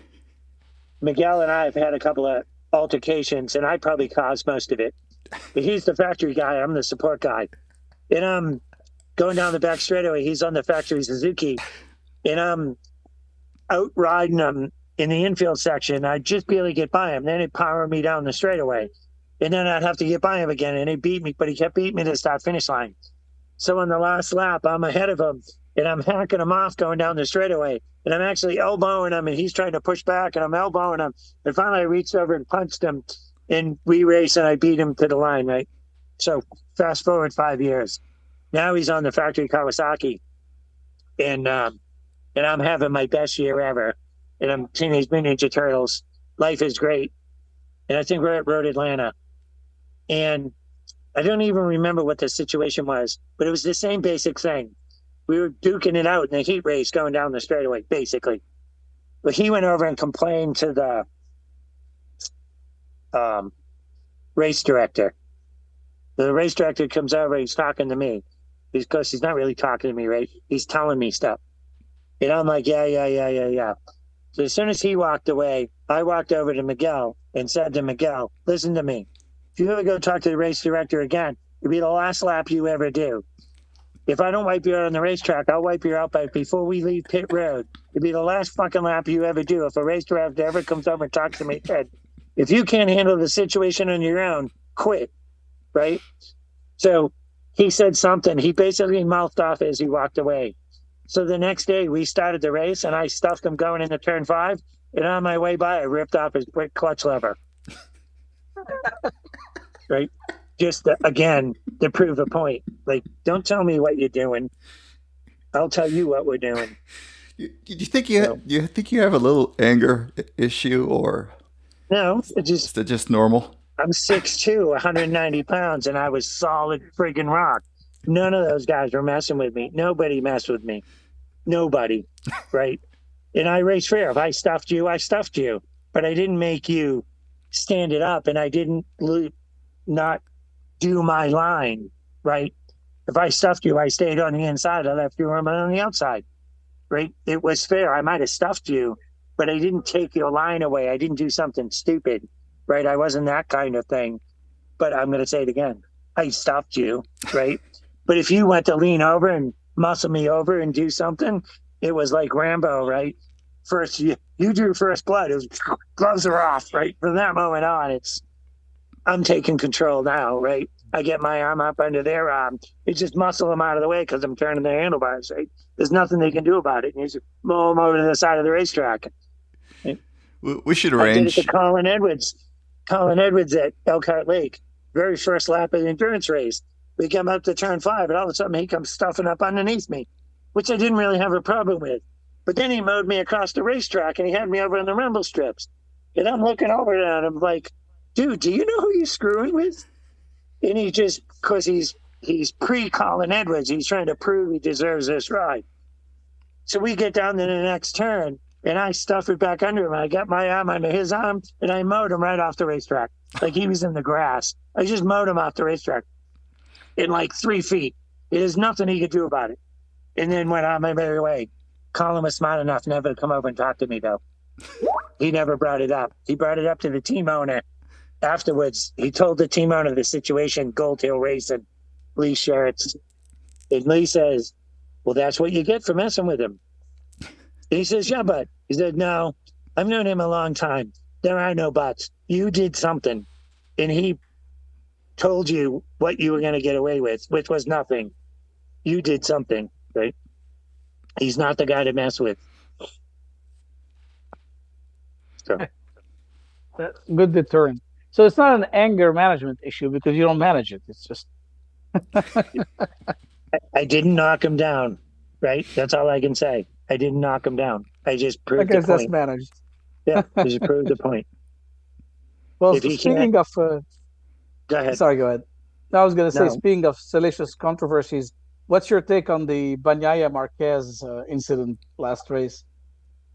you know, it's funny you asked because my mentor, Jerry Wood, that taught me the road race school, Penguin School, he texted me, asked me the exact same thing. And I text back, to me, it's obvious. And he texts back, well, I want your intake. I value your intake. And I sent back somebody else's answer because he had already typed it out. I didn't need to type it again. And the basic thing was, to me, it was a twofold situation that it's actually threefold. Once you start doing stuff like Marquez last year, because I'm going to blame the Honda, because the Honda wasn't handling, he starts making stupid decisions and putting you in situations you don't want to be in. And he's on the edge, and you know it, and he knows it. And you miss your line because of it. You miss the apex because of it. Then you're kind of upset with him, right? You're going to make him pay for a while. You're not just going to cut him slack. So the season starts, and nobody has forgot last year yet, or the year before, or the year before that, for that matter. Nobody's forgot those years yet. And he comes sliding up under the guy. And the guy was like, yeah, whatever. I know he's going to run wide. I'm just going to do this. And then Marquette bangs a Yui, like saying, screw you. It's my line, and I'm fast, and I'm going to show you guys once again I'm God. And bangs a 180 and comes back, right? There's nothing to come back to. And my wording is, you know, when an airplane lands, they call it on approach, right? Mm-hmm. And he's got this angle going. He's got it going from 7 miles out. And he angles himself all the way down at a slow rate until he finally touches the ground. He's on approach. Well, you're not allowed to interfere with his approach because he's already on approach, right? He's called into the tower. He's told everybody what he's going to do. Well, So when Marquez goes under the guy and he drifts up, he changes his approach. And once he changes it, he's not allowed to have his approach anymore. Somebody else took it over. And Marquez said, no, I'm on approach. And he went back to it. Well, it's too late. Somebody took it over. And they collided in the middle, right? But I see it as, and I could be wrong, I see it as they're still penalizing him from last year. They knew this was going to happen, and we're not just going to give you the spot. We're not going to just let you recover and bang a 180 and come back. I'm going to fill the hole and take the hole from you. I'm not letting you recover. Unfortunately, they touched so hard, they both fell down, right? Which I'm sure the guy didn't plan on. He thought they were going to touch, not collide. So I see it as it's both their faults because you're making Marquez pay. You put yourself in that situation. And because Marquez hasn't fully adapted to being fair racing, like once you get offline, you can't come back offline. He's at the most at fault. Right? Yeah, I did feel that he came back in too hard, considering there was a high chance he was going to be gotten on the cutback, and just assumed the guy wouldn't be there. And like, why would you? Well, Andy assumed even if he was there, the guy was going to let him have the spot. Yeah. Right. I'll move over for him. But the guy's thinking the total opposite. Screw you. I dealt with you all last year. I'm not doing it again. Yeah. Right. So I think it's good for the sport, first of all, because it shows, to me, it really shows how hard those guys are really riding. Right. Like, they both had the ability to abort and do something about it, but 40 feet ago. And they both decided, no, I'm doing this. I don't care what you do. And because of that, they collided in the middle, right? But it just shows how hard they're riding, that they couldn't do something else. Whatever they were doing needed to be done a long time ago because the bikes are so fast. Well, good. I like it when it's Marquez's fault because it usually is. Right. Oh, you're gonna start that? You know the internet is all over you for hating Marquez. I know, but yeah, he's proven himself to be hateable. But have you guys ever watched the movie Moneyball? Yes. Yeah. So Moneyball, to simplify it for people that haven't watched it, is a show on this gentleman designs a program and they take the sport and they turn it into numbers. And because now you have numbers, you can do statistics. 20% of the time, this is going to happen, or 40% of the time, this is going to happen, or you got a 10% chance of making the turn, that type of thing. So when you watch a situation unfold, or the guy says, well, there was an opening and I went to fill it and then the hole closed, right? When you look at that situation, you can say he had a 20% chance of making the pass. But if he didn't make the pass, on the other side, he had an 80% chance of falling down. Or take the same situation, right? You got a 20% chance of making the pass, but only a 20% chance on the other side of falling down. You got a ton of time to recover. So I'm not really about falling down. I'm willing to take the chance. 2020, right? That's not that bad of a negative odd. I'll take the chance. But that situation was a 2090 situation to me. When Marquez stuffed it in under him, he only had a 20% shot at making the turn. And if he didn't make the turn, he had a 80 or 90% shot of falling down on the other side. Between him either folding the front end, or when he came back, someone was going to fill the hole and they were going to collide, right? So if you look at it in a percentage point from that view, Marquez has the probably 20-90 on his front, and the other kid has 40-60. 40% chance he's going to make the pass, and 60% chance they're going to collide in the middle, right? That they're on approach, they're going to collide in the middle. So if you look at it in a number sense, if you can decide who you're willing to root for, the other kid's not as fault as Marquez. depending on how you divvy up the statistics, right? And that's the same thing racing that I try and teach the kids. When you go to make this pass and you don't make it because you had to touch the brake lever, you're on a junior cup bike, you only make 46 horse. You touch the brake lever, they're going to pull you 10 bike lengths. It's going to take you a lap and a half to catch back up. There was only a 20% chance of making the pass and 80% chance of losing the draft. Why did you do it? Run lap 2 of 12, right? It's stupid, and more stupid. Nothing you were thinking makes sense, right? And once you get them to stop paying attention to the numbers, all of a sudden you see their whole riding style changes. It's also how bad you want it. If you don't want it that bad, get off the racetrack. But you can't. You can want it. You can over want it, which is what Marquez is at, right? He's willing to make the 1090 move, but it's dumb, right? You're just going to get hurt, or worse, you're going to hurt somebody else. Yeah. Right? Is even though you've heard stories of me doing stuff to other people and doing stuff, I tried never to really put people in a situation they couldn't get out of. I got a Atlanta story. I mowed somebody across the racetrack for the lead at a Wera race. He ends up going off the racetrack at like 140. And when they come over and yelling at me about it, I'm like, hey, I didn't do it. Yes, you did. You went across 65 feet of racetrack and you pushed him off the racetrack. I'm like, no, I did not. Go watch the video. I mowed him across 65 feet of racetrack. And it took us 10 seconds to do it. So for 10 seconds, he's running out of room. He knew he was running out of room. And what did he do? He held it wide open over the wheelie hill, and he wheeled himself right off the racetrack. All he had to do was shut the throttle off, and he would have recorrected a couple of degrees and made it down the straightaway. He chose to hold it wide open. I didn't do it to him. I didn't put him in that position in the last millisecond. He had a millisecond to decide. He had 10 seconds to decide. He did it to himself. Like, well, that's not how we're looking at it. We're fining you $2,500. I'm like, whatever. I don't care what you do.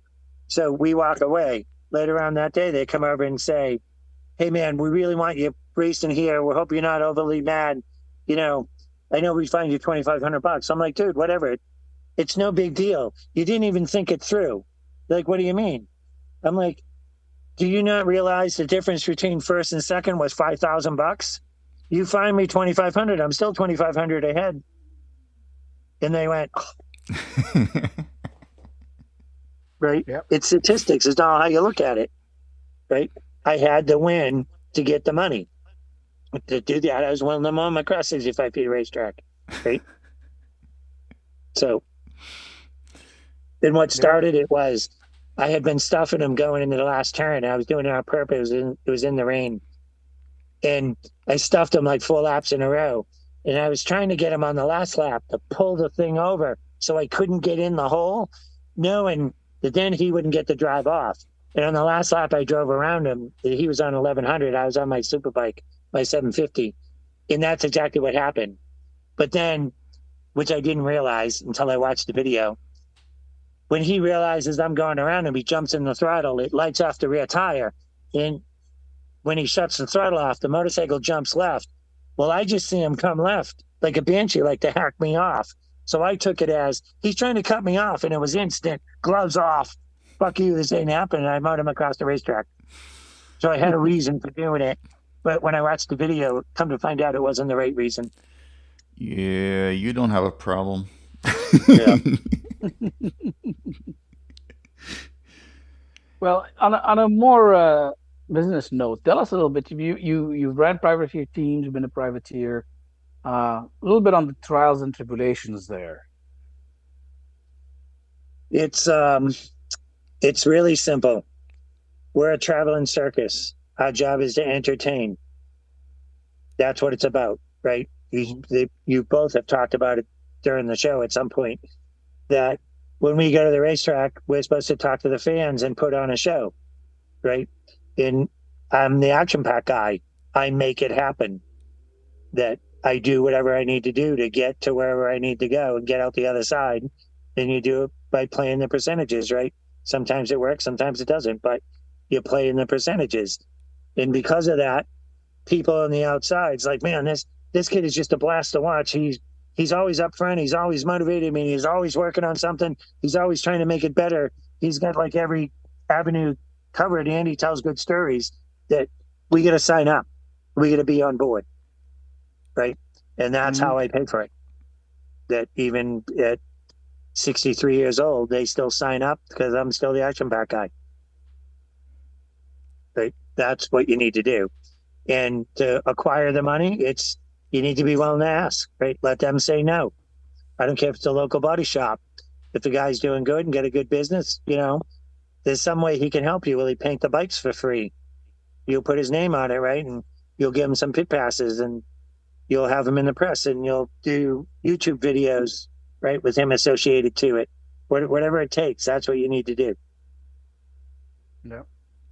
So you're at the same time fundraiser, business owner, coach, head mechanic. I mean, how do you Psychiatrist. manage all these jobs? And I'm It's probably missing a couple. But it's the average day, right? Which is what you do. I don't know any different. It's the average day.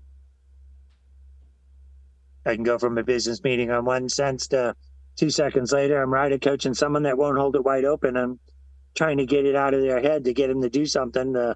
2 seconds after that, I'm down the engine shop at Kobe Adams' place working on an exhaust system that we got the best exhaust systems in the country for the 400s. For forever, we had the best exhaust system. To doing that, but it's just staying. I don't want to say focused because I'm never focused, but whatever I'm doing 100% at that particular moment, getting the most I possibly can out of it. Would you trade it for a factory team? I would have liked a shot, not so much it's not the factory team I wanted a shot at. What I really wanted a shot at was having the right pieces and the right mechanic with me to see what we could have done with it. Like you're asking the question as a factory team that they're God Almighty. And I don't look at it that way. They have more resources than I had, right? Because let's just use Kawasaki. Kawasaki in 1993 has a ZX7R, but they started building it in 1990. We just didn't get it till 1993. So for 3 years, they've been refining it in Japan. We just didn't get it. So when the season starts, they already have works cams and works gearboxes and works clutches and know which carburetors to run. And I mean, all that stuff is already sorted. I get the bike in friggin' end of December and maybe middle of February.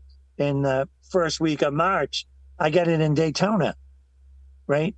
So I had to get wheels mounted to it, brakes mounted to it. Nobody makes anything. I'm next day in wheels out to California to Cosman to get rotors made because he doesn't know the bolt pattern or the spacing, right?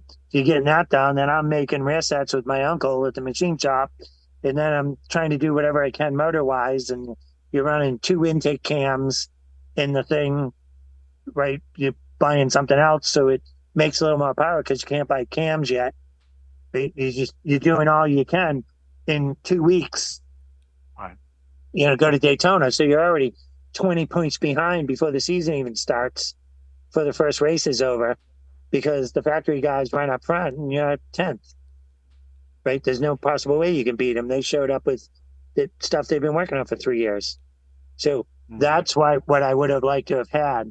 I would have liked to have the shot to have the pieces to go. I have a good, this is a good stupid story.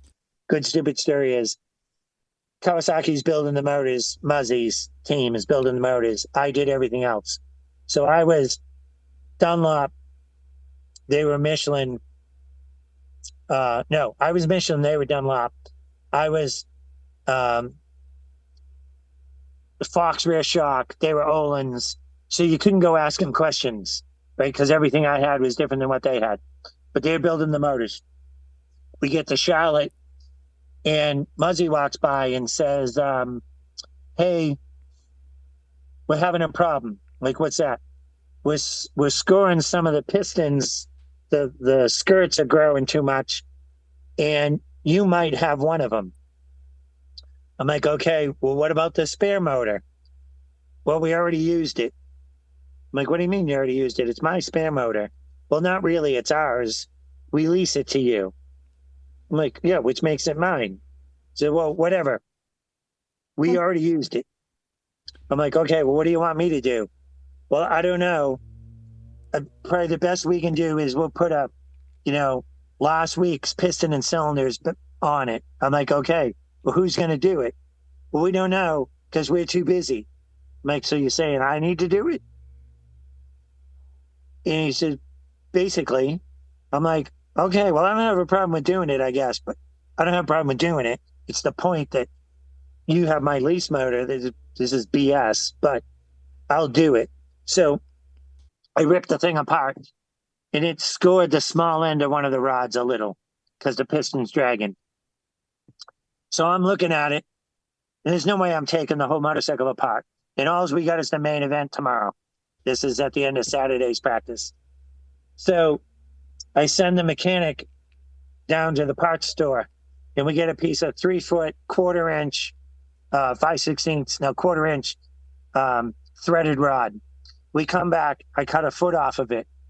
And I set it, I got a vice grip to the trailer hitch. And I take the hacksaw and I cut a slot in it. And he's like, what are you doing? And I'm like, don't worry about it.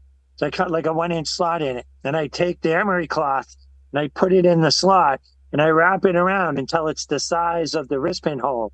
And I spray it with WD-40. And now the motor's together and it's in the frame. And it's the inside rod. And I got the mechanic holding the rod by hand. And I've got this 1-foot long piece of threaded rod stuck in the drill with emery cloth wrapped around it, stuck in the small end of the rod, spraying it with WD-40. And I'm honing it from the outside with a drill with WD-40. And Muzzy walks by and he looks over and he starts swearing, what the F are you doing? And he walks over and he can't believe what I'm doing.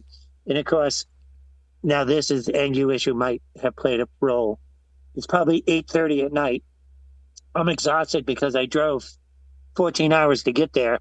I've worked my ass off for 2 days. Now I'm rebuilding the motor. It's 8 o'clock at night. And he's yelling at me. And my answer was, I shouldn't be working on the effing thing anyways. I have a fucking lease motor. And he and walks away, comes back a couple minutes later and throws down a head gasket and walks away again. We put it all back together. And I'm off a little on the cams. He wants 105. I'm 104.5. He happens to be walking by again. And I yell over, hey, I'm 104.5 on the intake cam. Is that close enough? And he yells back, do you sit on half a toilet seat? I took that as a no. So I fixed it. And I went out the next day. I finished third. They finished fifth. Wow. So I beat him with that motor that I fixed by hand the next day. He seems to have a lot of free time on his hand, walking back and forth in the pits. He was, I can't believe he was doing it. He was going to the parts washer. He was helping the mechanics out. He was going washing parts and bringing them back. But he had to walk by me to do it. So that's why he kept walking back and forth. But he was actually working. Where is he? Is he still in California? Is Feria or one of those? They lost the exhaust company. Something happened in front office. Money disappeared. He lost the exhaust company. He's just retired at this point. The auction did all off. So okay. I don't think he's doing anything. Yeah, because I remember him being in the middle of really freaking nowhere in California. Nobody went there. Yeah, Hesperia. Yeah, he's in the middle of the desert, basically. So, unlike me, I can't afford to retire. You just don't want to. Yeah, even if I did, I can't afford to. And now my son's trying to do the cars, so I really can't afford to. It does get expensive. Yeah. Well, your son should be your retirement plan. Hey, want me to go get him? Yeah. Alex, he wants to talk to you. He's not coming over. He's shaking his head. It's a nice shop you have behind you. I'll bring you on tour. He wants to know how much money we're going to spend this year. As much as I have to. Whatever it takes. But the old man says he can't retire because of you. Yeah, he wasn't planning on retiring anyways. That's his fault, not mine. As long as That's I what we like the did truck, used. he's spending it. Yeah, it's basically that way. I did the same thing to my father, so I have a hard time yelling about it. I feel like the podcast went sideways. Always We're does. having fun though. Yeah. What's the difference in riding between a guy like you that's 190 pounds and a guy like Miguel that's 150 after lunch? About 6 miles an hour. 6 miles an hour. Okay. I can do things he can't do. He can do things I can't do. I can make it do stuff that it doesn't want to do. He needs it to do what it's supposed to do because he can't muscle it, right? But he has 6 miles an hour on me at the end of the straightaway. Right? And you go look at any big track. I can't run with those guys. Even drafting them, I can't run with those guys. But you get to Mid Ohio, Sonoma, those plaques, then I can run with them, right? Because then there's no top speed involved. Yeah. Mhm. So You can't never use that mind. excuse in Chakwala, Gal. Yeah, Are you coming to Chakawala next I week? know. I've been there. I have been there once, but I haven't ridden on it. Oh, okay. I think Nabil, are you coming? I don't know. It's I next have to week. check my flights and everything. Yeah. He's gonna go try his new riding style. Nabil, Up, over, down. Yeah, I got a whole booklet of notes here Right. on Up, over, down. That's all you need to know. Up, up, over, over, down. and down, and then drag strips connected by turns. Right. That will never leave us. So you're all set. 2 seconds a lap. Send me a Watch check lap on Monday. times drop. Yep. Per second. Yep. What else can I help you guys with before we go back to work? nothing. You got any more questions, I Nabil? think it's been great. Yeah. No. I mean, anything else you want to share, Dale? It's been a fantastic session. Yeah. Do you want to thank? been Do good. you want to thank your sponsors? I have a killer sponsor. I didn't think you'd ask. You guys want to go on tour for a second? Sure. Yeah. Um, You'll have to describe a bit for the people who don't watch the videos. Yeah, we're also on YouTube, but we don't have any viewers on YouTube for some reason. That's just I like hate to do this DraftKings. live, but Alex, that's what I do. You hear how I say it? Alex. That's what he knows. I want him now. We're not live, so you can curse as much as you want. Can you flip the screen so I'm looking at what? How'd you do it? So I'm looking. I want to look out. There you go. All right. There we go. Yeah. Oh, there you go. So we basically have a motorcycle section. So my 400 half together. I'm working on Dylan's Rotex. What's it? J&M frame? Yep. J&M frame Rotex. I got my vintage Knight TT500 that we're in the middle of working on. We've got some Suzuka leathers that I can't even get my hips in anymore, hanging up. Over here, we've got some Teenage Mutant Ninja Turtle stuff. Zoom in a There is little. absolutely. There we Yeah. can zoom in. I got the Bermuda suit still. We've got the Yeah, I see it. ZX7 pictures, some club race pictures. We were the first ones to have the fan club, the Speed Reader Club, Mm-hmm. Yeah, I see it. which was cool. This is the first race car victory, which is kind of cool. Nice. So we've got some, championship trophies, stuff. My Ninja Turtle dude still. And then the race cars, back down. So the race car you asked about the sponsor, Van Dyke, is out of Connecticut. They import recycling equipment. So when you throw away your paper bottles and cans, they import the systems to sort it. And then we've been signing on new sponsors. ACI is a electrical engineering company. Fire Over does fire suppression systems. They're huge and they specialize in complicated systems. We got our favorite, right, Motul on board. In the shop, we've got my dirt car, new road race car, Oh, wow. a 400 motor that just came in for some of the rebuild. We've got machines, my engine pile, basically 2 LS motors, one LS steel block 396 Ilmo motor. They make 600 horse, spin motor, just to have a spare, 9 million exhaust systems. We've got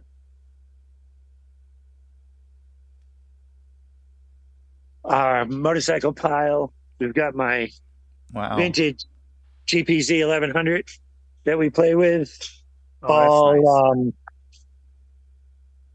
Specialty, like we make the rear sets cover, make this cool steering dampener mount. We made the triple clamps. We made the brake rotor carriers. This whole bike was made in 12 days. Terry Andrew built the engine when it got here, and 12 days later we brought it to Bobber. It was 15 for 15 up until 2 years ago. This is the last time I rode it. The valve cover cracked in the race, and I get beat. And then over here is our pile we haven't got to yet. A couple of flat track bikes, training TT, my original 84 GPZ getting ready to be rebuilt. We're going to try and bring that to Barbara this year and ride it. Wow. So there's 9 million things going on here. So, and then I got a whole parts room out front. They got a machine shop out back.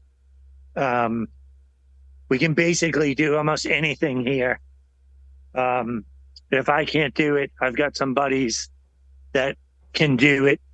My son's mechanical engineer, so he can draw.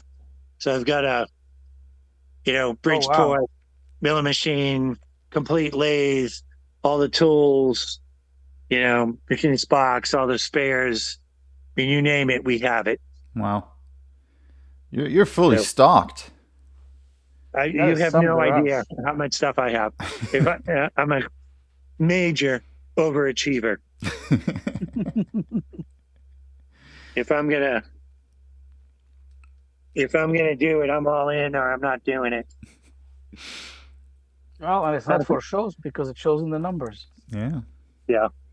Okay. I'm trying to figure out how to flip the screen, but shall we finish the podcast? Yeah, with an invitation of people who are listening to hop on YouTube and actually have a tour. Yeah, thank you, Dale. Was fun. Yeah, thank you, Dale. For I think we went over 2 hours. We usually try to make it 1 hour, but we always fail. Yeah, I think we just lost him. Yeah, I think we lost him. So thank you guys for listening to another episode of Edge Grip Podcast, and we hope you enjoy.